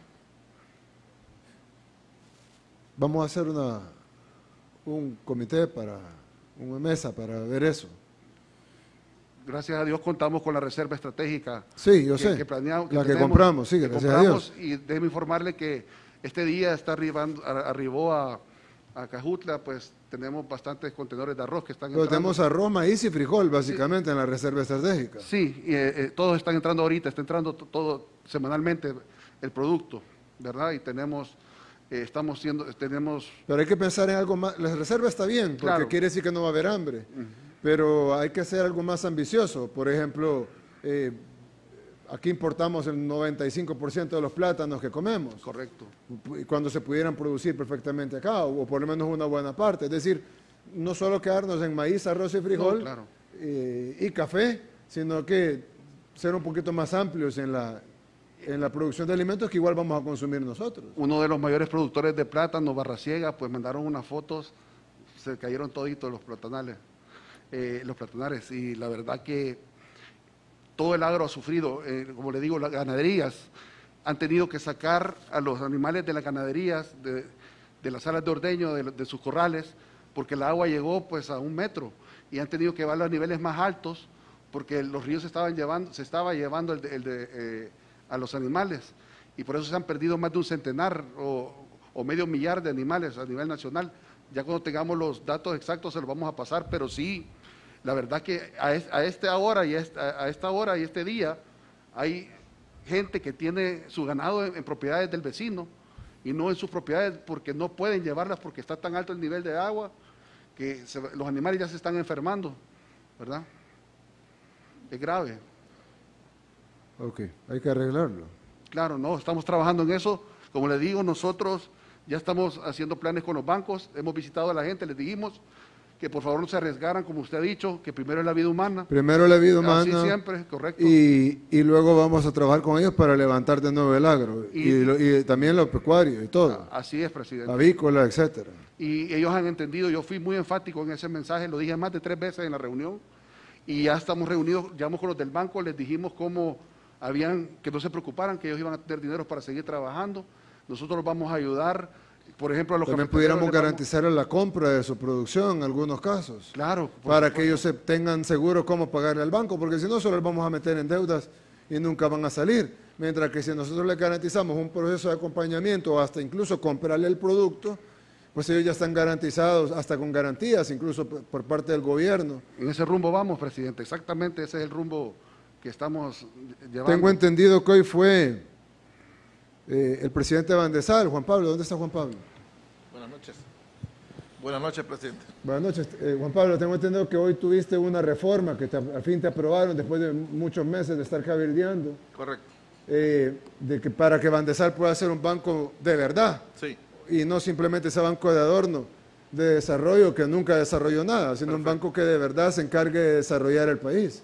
Y si estamos hablando ahorita de lo que se ha perdido en el agro, lo que se ha perdido, me imagino, en casi todos los rubros, sumado a la crisis del COVID, que ahí sí están todos los rubros golpeados, probablemente únicamente el farmacéutico y los supermercados no están golpeados, pero de ahí prácticamente todos los rubros están golpeados. Va a haber que hacer un plan de reactivación económica que va a requerir de masivo financiamiento de parte de Van de Sal, del Banco de Fomento Agropecuario, del Banco Hipotecario, que son los 3 bancos del Estado, y impulsar la banca privada, subsidios. Entiendo que también está la creación, ministra Hayem, la creación de un fideicomiso. Correcto. También para poder prestarle a los sector informal, prestarle a los microempresarios, prestarle a los pequeños empresarios, a los medianos, también a la empresa grande, subsidios para planillas, etcétera. Le voy a dar primero la palabra a la ministra y luego usted, presidente. Correcto. Efectivamente, presidente. Esta semana llevamos a la Asamblea un anteproyecto de ley para la creación y la regulación de un fideicomiso por $600 millones que pretende apoyar a las empresas por medio de un subsidio a los empleados de hasta un 50% por un periodo máximo de 2 meses.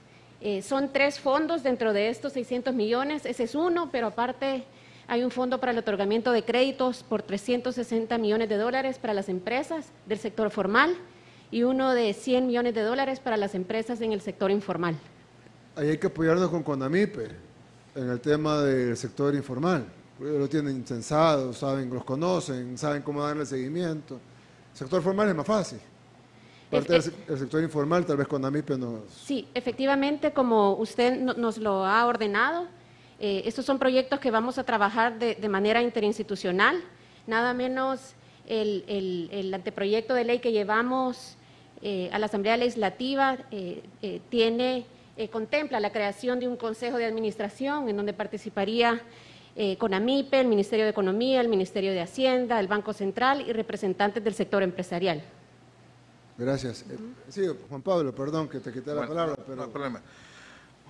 Contándonos un poquito de lo del banco. Correcto. Definitivamente, presidente, no dudo que Dios está con usted y con este gobierno y con el pueblo salvadoreño. Esta reforma llega en el momento más oportuno. Bandesal efectivamente no era un banco de desarrollo, era un instrumento que se utilizaba para pasar recursos al resto de la banca subía la cantidad de puntos que ellos querían y al final simplemente le estaba prestando un servicio al resto de la banca, pero sin hacer una verdadera labor de fomento al desarrollo productivo del país. Eso lo identifiqué en la primera semana que llegué, presidente, y rápidamente le informé a usted de que había que buscar la transformación de Bandesal a través de esa reforma de la ley. Yo quiero expresarle el agradecimiento porque hoy, justamente a un año de nuestra gestión, hemos logrado transformar Bandesal. Ahora va a ser un banco, oiga esto, tenemos la capacidad de crecer 1.600 o 1.800 millones en nuestros activos. Eso quiere decir que vamos a poder captar dinero en buenas condiciones y aquí sí le voy a pedir al Ministerio de Relaciones Exteriores que ya nos está ayudando a que nos coordinemos en los esfuerzos principalmente en Europa. ¿Para qué? Para traer fondos en las mejores condiciones que ahora Bandesal va a poder manejar directamente con los micros, pequeños y medianos empresarios, de todas las líneas. Vamos a crear líneas especiales, presidente, para el sector ganadero, para el sector cañicultor, para el mismo sector cafetalero, obviamente para todo lo que es la industria, el comercio. Bandesal va a poder canalizar recursos siempre a través del resto de la banca, pero ya no vamos a permitir que se haga a libre albedrío, porque eso no tiene ningún sentido. Le pongo un ejemplo. Tenemos 20 millones en eficiencia energética, Bandesal va a poner 20 más, pero nos va a apoyar aquel banco que acepte dar una tasa no mayor al 6.25. Y el que no acepte, pues simplemente no va a trabajar con nosotros, porque no puede ser posible que nosotros captemos barato el dinero y le llegue al empresario carísimo. Esto va a venir a potenciar y a poder resolverle una gran demanda que va a haber post-crisis. Estamos hablando de que Bandesal se prepara para gestionar por lo menos 300 millones en los próximos 3 meses, además de lo que vamos a manejar por el fideicomiso de la recuperación económica. Estamos poniendo a disposición 100 millones en garantías parciales para créditos productivos, presidente.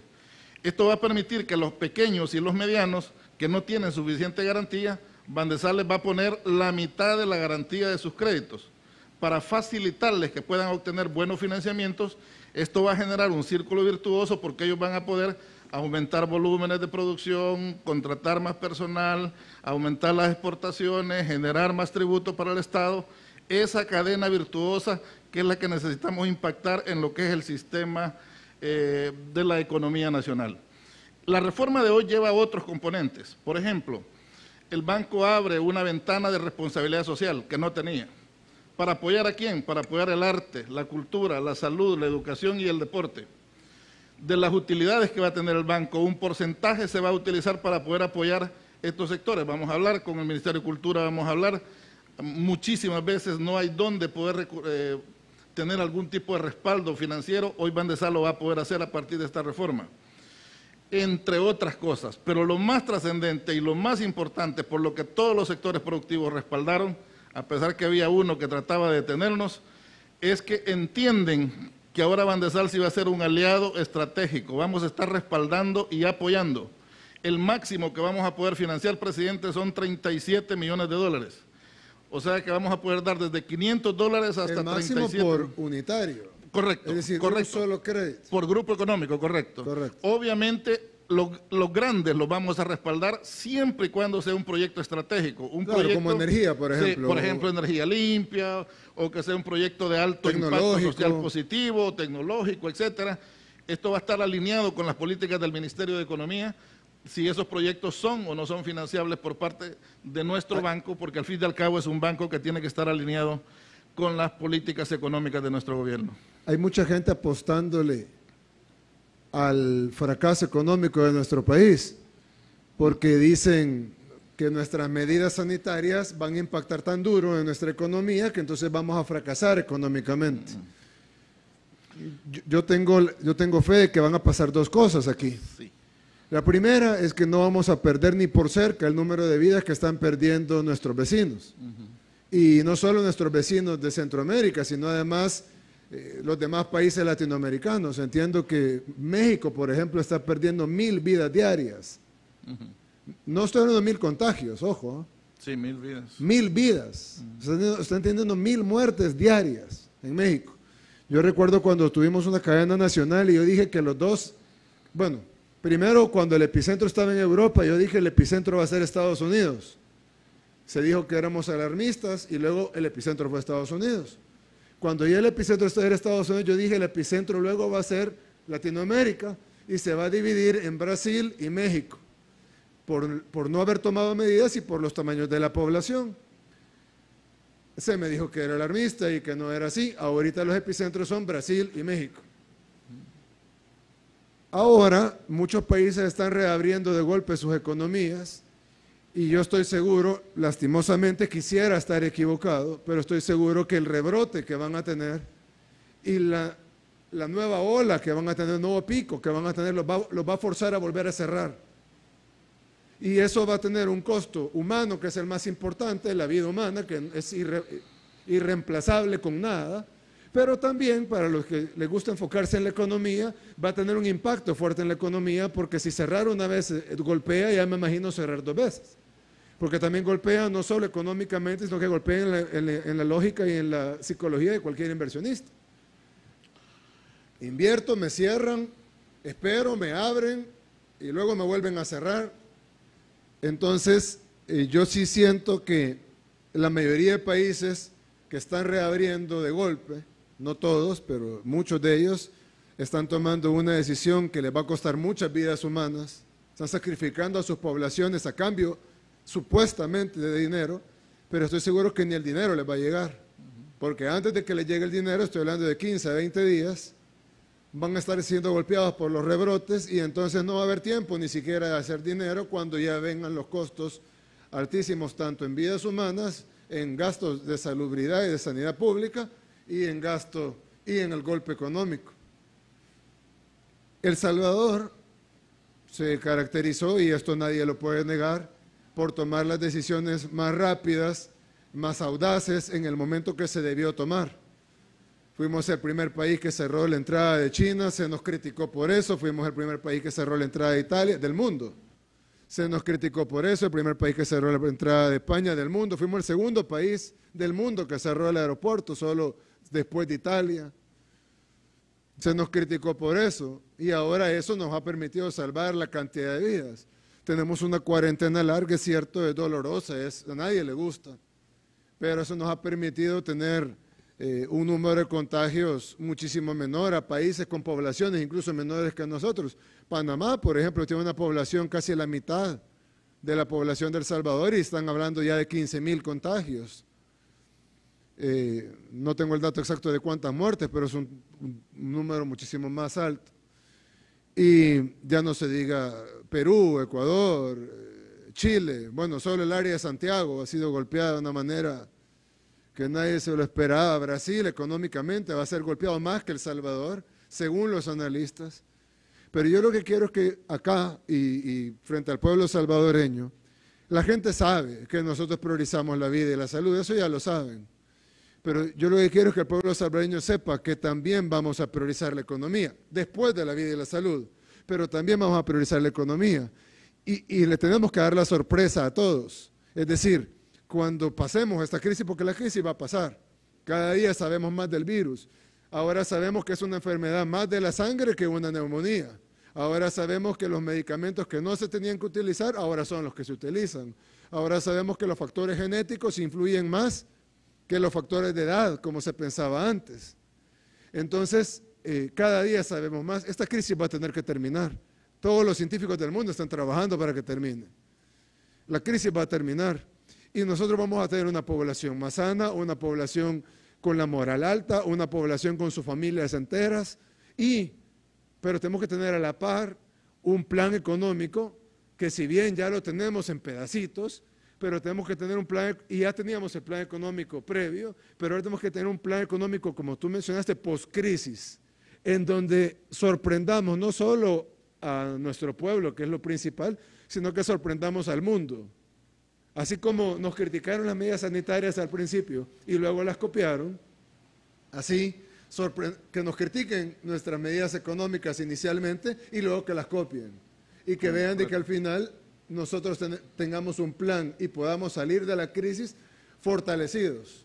Primero, porque vamos a tener una población con la moral alta y con su familia completa, que es lo más importante de todo. Pero segundo, porque vamos a tener un plan económico, un banco de desarrollo de verdad, un sistema bancario, una cooperación internacional, un gabinete articulado, y vamos a poner a trabajar al pueblo más trabajador del mundo, o uno de los pueblos más trabajadores del mundo, que es el salvadoreño. Lo vamos a poner a trabajar en función de crecer nuestra economía una vez hayamos salvado las vidas de la gran mayoría de salvadoreños, como se está haciendo ahora. Nosotros se nos llama alarmistas cuando publicamos datos de contagios y de fallecimientos, porque para nosotros 2 vidas es mucho. Cuando reportamos, por ejemplo, el día que fallecieron 2 enfermeras, por ejemplo, cuando fallecen héroes nuestros que están en primera línea, para nosotros es algo demasiado doloroso y lo reportamos así. Pero si lo comparamos con otros países, El Salvador está en una posición con una afectación mucho menor, incluso con estas tormentas. Entonces yo sí quiero que toda la parte económica del gabinete se ponga a trabajar. Ahí está sentando el director de aduanas, etcétera. Tenemos que poner a trabajar CEPA, no solo el aeropuerto, Acajutla, Cutuco. Tenemos que ponernos a trabajar en sentido de, bueno, la energía, el Chaparral. Entiendo que ha sido todos sabemos que ha sido un monumento a la corrupción de los gobiernos anteriores, pero en este gobierno se va a terminar la represa y va a generar los megavatios que van a venir a fortalecer nuestra matriz energética. Los proyectos de energía, tú que mencionaste las líneas de créditos para la energía, y al final poder tener no un repunte de contagios, sino un repunte económico que probablemente muchos no se lo esperan, pero que podamos sorprender al mundo y que de nuevo, así como decían que no podíamos resolver la delincuencia, y lo hicimos, así dicen que no vamos a poder salir de la crisis económica, lo vamos a hacer, vamos a salir. Hablando de seguridad, ministro, yo sé que ahorita la fuerza pública la tenemos en la pandemia, controlando la cuarentena, repartiendo alimentos. En las emergencias de las lluvias. Ayudando en el tema de las emergencias de las lluvias y en el plan control territorial, pero no podemos descuidar la seguridad y creo que hemos tenido logros importantes, así que si pudiéramos tener un pequeño sí, presidente, reporte. En efecto, buenas noches, compañeros. Como usted bien lo decía, presidente, hemos cerrado un año sin precedentes en la historia de El Salvador en temas de seguridad pública. Tuvimos en el mes de mayo el mes más seguro en la historia del país y no solamente porque cerramos con 64 homicidios y con un promedio de 2 homicidios diarios, cuando lo recibimos con un promedio de 10 a 12 homicidios, sino que también hemos impactado en toda la criminalidad del país. Hemos impactado en la reducción de homicidios en un 62%. Hemos impactado en la reducción de desapariciones forzadas en un 40%. No es cierto que es una de las deudas de este gabinete o de este gobierno, como lo planteaba un periódico de mayor circulación este día en el país, el cual estaba manejando datos... Ese no es un periódico, si te refieres al diario de hoy, ese es un panfleto desde que existe, tiene 40 años de no ser un periódico. Que maneja información completamente errónea. Asimismo, también hemos impactado la extorsión en un 37%, cosa que también decía que no se podía. Y en efecto, cuando se orientan las investigaciones con inteligencia, evidentemente los resultados son estos. Y hemos impactado también las extorsiones, hemos impactado en un 60% el robo y hurto de vehículos, hemos impactado también con una reducción de 61% los casos de feminicidios en el país. Perdón, ese dato es importante, porque hay algunas ONGs que han estado diciendo que la violencia contra la mujer ha subido en este gobierno. Cosa que es completamente falso también. Y tú estás diciendo que hay una reducción del 61% de feminicidios. Es decir, han muerto 61% menos mujeres de lo que murieron en el mismo periodo del gobierno anterior. Del gobierno anterior, es correcto, así es. O sea que las mujeres están 61% más seguras en este gobierno de lo que estaban en el gobierno anterior. Por supuesto. O sea que esas ONGs que dicen eso realmente son parte del partido del gobierno anterior. Así es, tratando de confundir a la población con los resultados. En lo que va del mes... O sea que ellas no defienden a las mujeres, defienden al FMLN. Así es, presidente. Porque si defendieran a las mujeres estarían contentas de que se ha reducido un 61% los feminicidios. Así es, presidente.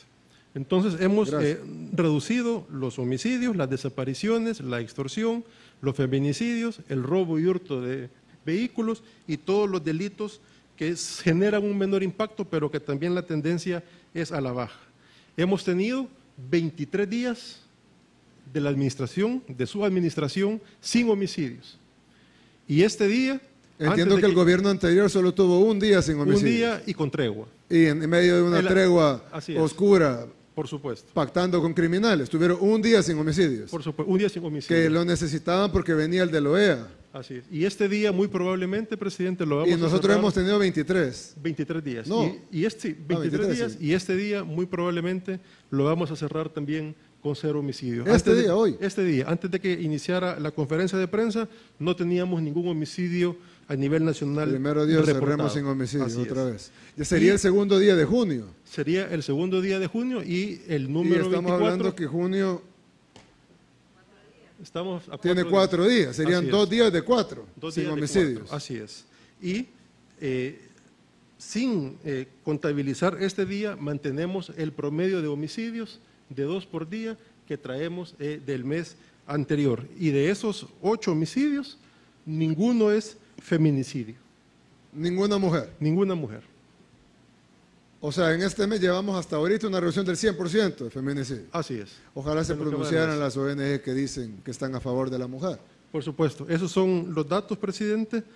Son datos muy alentadores que indican que la seguridad pública va por el rumbo correcto. Esto es indiscutible. Es un esfuerzo. Hay algo bien importante, ministro, y es de que nuestras cifras son reales, la gente no las discute, incluso periodistas que no son amigos del gobierno, digamos, pero que son serios, las certifican, pero es importante que también sean certificadas por organismos independientes al gobierno, como por ejemplo la Fiscalía, la Mesa Técnica, Medicina Legal, por supuesto, porque Fiscalía es independiente, Medicina Legal es del órgano judicial, la Mesa Técnica, es decir, que sean certificadas para que la población tenga la certeza de que lo que está diciendo el gobierno, la mayoría de la gente nos cree, pero habría una minoría que no. A esa minoría, de seguro si le creen al órgano judicial o si le creen a la Fiscalía, es importante certificar esas cifras, incluso internacionalmente. De hecho, presidente, estas cifras ya están cotejadas con Medicina Legal y con la Fiscalía General de la República. Excelente, gracias. Bien, el tema del agua, entiendo que ha sido impactado, Frederick, por pozos inundados, lugares que no se puede acceder para poder abrir válvulas, cerrar válvulas, hacer reparaciones, bombas que me imagino que se han de ver arruinado, ingresos por levantamiento de cauces de río en las plantas potabilizadoras, etcétera. Así es, presidente. Un informe escueto, por favor. Así es, presidente. Buenas noches. El día domingo amanecimos con 85 estaciones de bombeo fuera de operación a nivel nacional, y a medida que fue transcurriendo la lluvia llegamos a tener 92 sistemas de agua potable fuera, sin operación, en donde desplegamos todas las cuadrillas de la institución a nivel nacional para que el día lunes en la mañana, a primera hora, ya teníamos rehabilitadas 50. Y al día de ahora ya tenemos rehabilitadas 86. Quedan pendientes únicamente 6. Lamentablemente estas 6 son las más complicadas por lo que usted mencionaba, presidente. Por ejemplo, el Puerto de la Libertad, no hemos podido rehabilitar el servicio de agua potable debido a la crecida que ha tenido el río Chilama. El día de ahora yo estuve con los trabajadores de la institución viendo cómo el área hidráulica del río había abarcado un área impactante, descomunal, la fuerza que tiene el río, y el nivel del río había subido de una manera que era imposible trabajar, por lo que llegamos y se tomó la decisión de no arriesgar al personal y esperar, luego que escuchamos al ministro de Medio Ambiente decir de que las lluvias van a continuar. Era peligroso que exponer a nuestro personal por alguna repunta. Lo sacamos y vamos a esperar que baje los niveles del río, pero mientras tanto vamos a volcar todos los camiones cisternas al Puerto de la Libertad, vamos a llevar agua embotellada al Puerto de la Libertad, y así como el Puerto de la Libertad, también tenemos el municipio de Huizúcar, que son captaciones de agua superficiales, en donde agarramos el agua de ríos, nacimientos y lagunas, son las que tenemos más afectadas, y es donde tenemos 6 sistemas aún no restablecidos en todas las 4 regiones. También el día domingo tuvimos afectación en Las Pavas, en el sistema Zona Norte, en Guluchapa, que son los 3 sistemas más grandes que abastecen al área metropolitana del Gran San Salvador, y como todos sabemos son sistemas que han estado abandonados, han estado al punto del colapso, y en esta gestión, en su gestión, presidente, hemos tomado las medidas de rehabilitar la planta de Las Pavas, trabajar sin descanso. Ojalá esté rápido.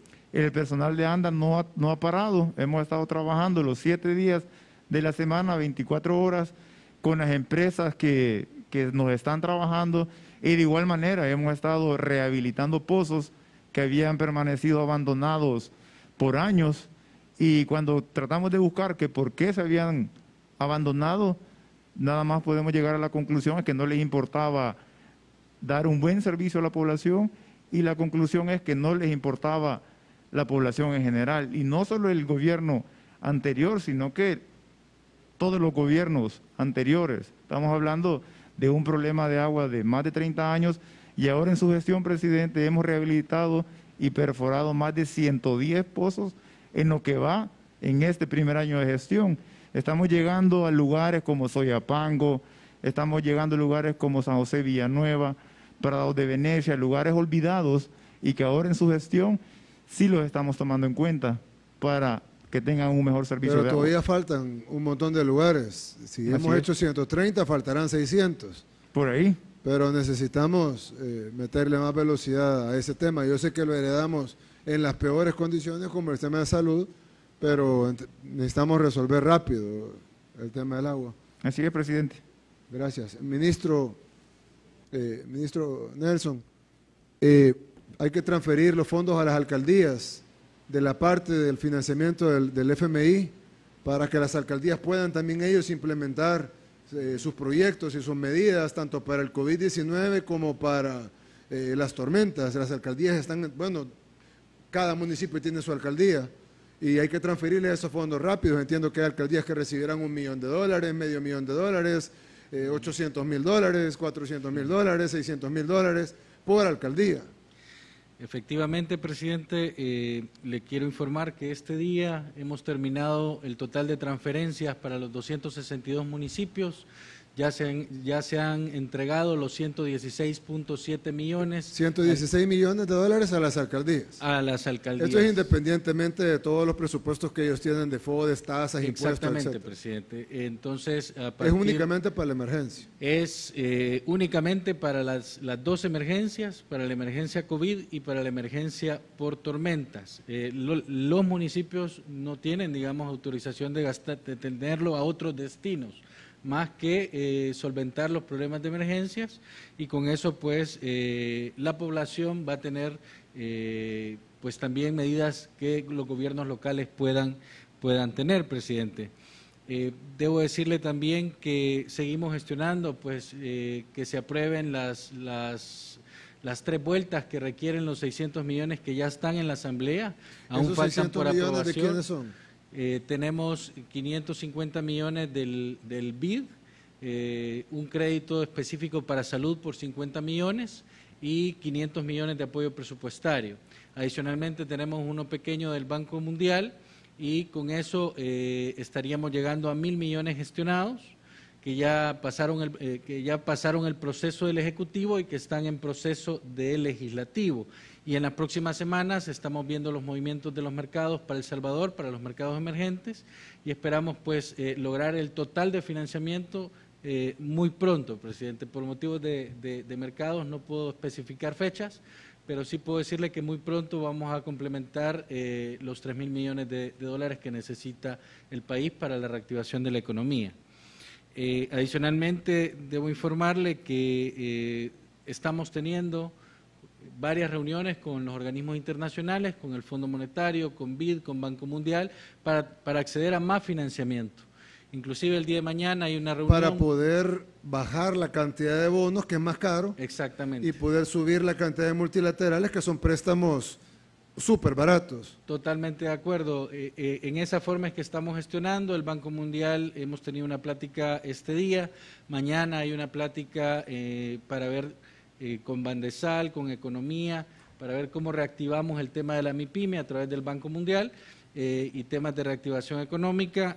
Seguramente la brecha de los 3.000 millones va a ser mucho menor a lo que la población o los economistas piensan que vamos a ir al mercado. Mejor, porque incluso no solo porque la parte cara, digamos, va a ser más pequeña, sino también porque al ser más pequeña el overshooting va a ser más alto, y por lo tanto, como va a haber más competencia por comprar los mismos papeles, el interés baja también. Va a ser menos cantidad de bonos, más cantidad de multilaterales con interés bajo, y el hecho que sea menos cantidad de bonos hace que el interés también sea menor porque hay menos oferta. Incluso, presidente, debo decirle, bueno, un sondeo de mercado, ya los mercados emergentes en el mundo comenzaron a salir. Se nos ha criticado bastante que por las actuaciones que estamos teniendo es probable que tengamos mayor riesgo, pero nadie nos critica el sistema de salud el equipo de salud, el sistema de salud que se está manejando. Incluso el Banco Mundial nos ha felicitado, presidente, y esa felicitación es para usted, porque se está trabajando muy bien la pandemia y nos están poniendo en Washington como un ejemplo a seguir en materia de equipos de salud, de cómo estamos manejando el sistema. Entonces, más allá de todos los efectos de riesgo, ya la tasa de interés para El Salvador comenzó a mejorar. En la última semana y media se han bajado a nivel local 150 puntos básicos, que es bastante, y a nivel internacional estamos bajando alrededor veníamos de 1.100 puntos, ahora estamos a este día 882, seguimos bajando y cuando sea la ventana de oportunidad para El Salvador, seguramente va a ser también una buena emisión. Excelente. Bueno, para finalizar, comisionada, solo si nos puede dar un informe de la entrega de alimentos, de los paquetes alimentarios del programa PES. Sí, presidente. Seguimos implementando el programa de emergencia sanitaria, que es el programa PES. Es un gran proyecto, es una operación logística sin precedentes. En este proyecto, presidente, participan todas las carteras de gobierno. Son casi 15.000 recursos humanos implementando este gran compromiso para con la población. ¿Cuántos recursos humanos, perdón? 15.000. 15.000. 15.000. 15.000 de todas las carteras. 15.000 personas. 15.000 personas entregadas, comprometidas, caminando hasta en el último de los rincones de este país. No nos ha detenido el COVID, presidente, ni la lluvia, aunque debo decirle que con este tema de la lluvia de hecho, ahorita está ha lloviendo habido fuerte. muchas limitaciones, han habido derrumbes, deslizamientos, calles obstaculizadas, etcétera.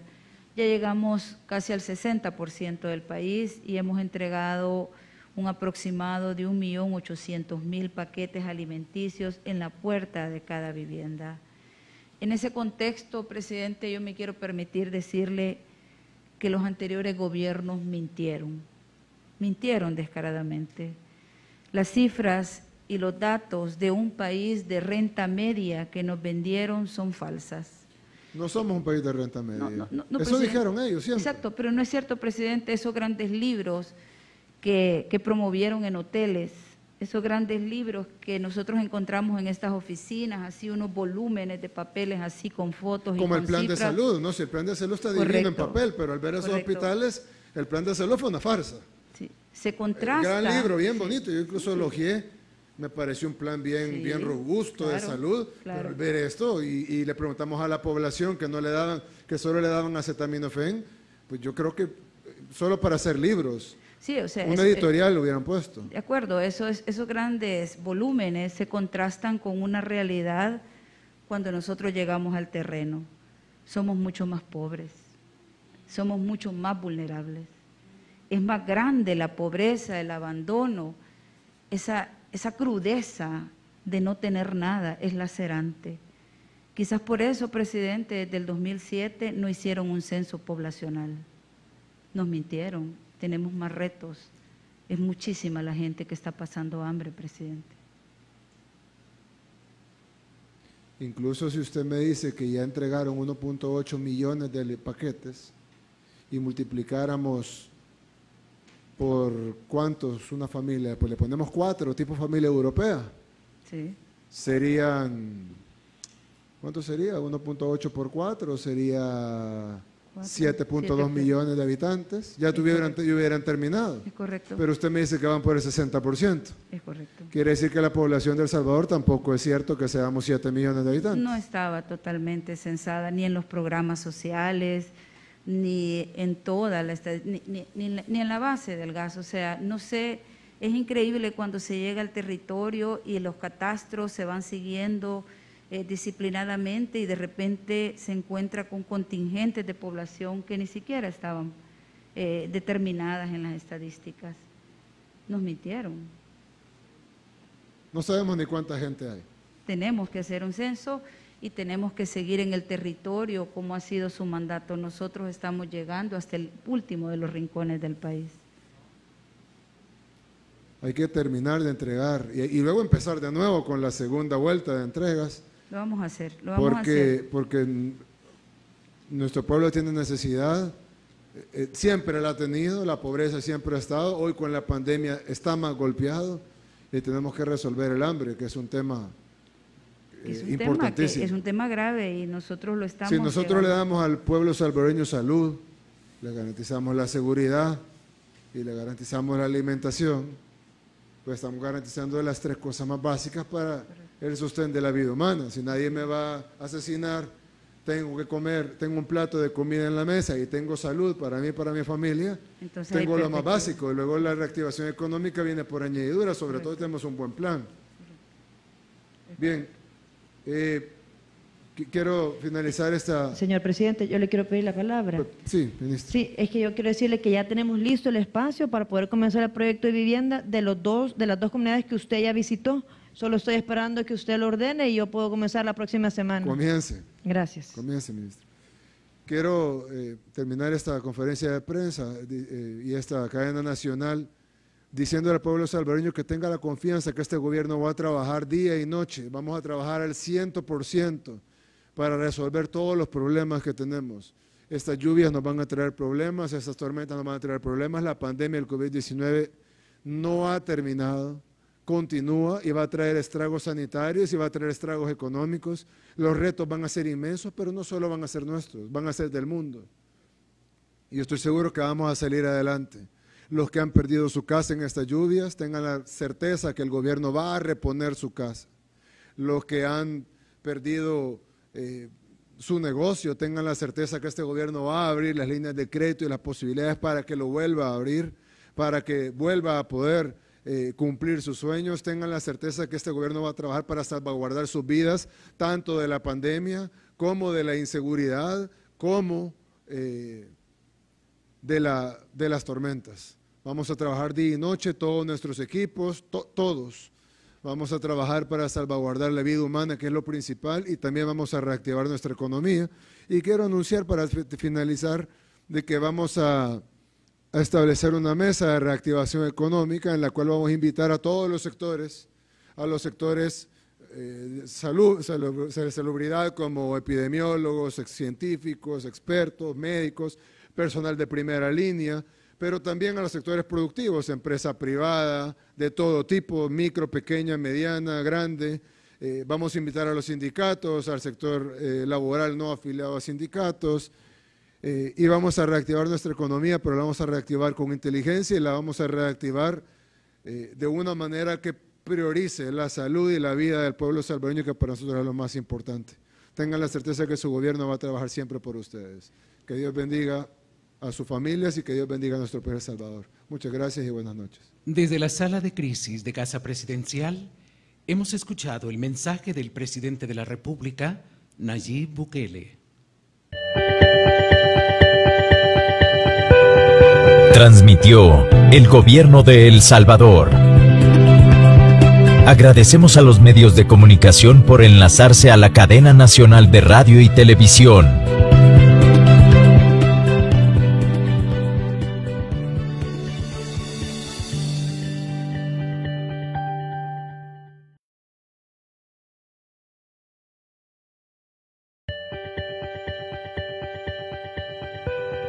Transmitió el gobierno de El Salvador. Agradecemos a los medios de comunicación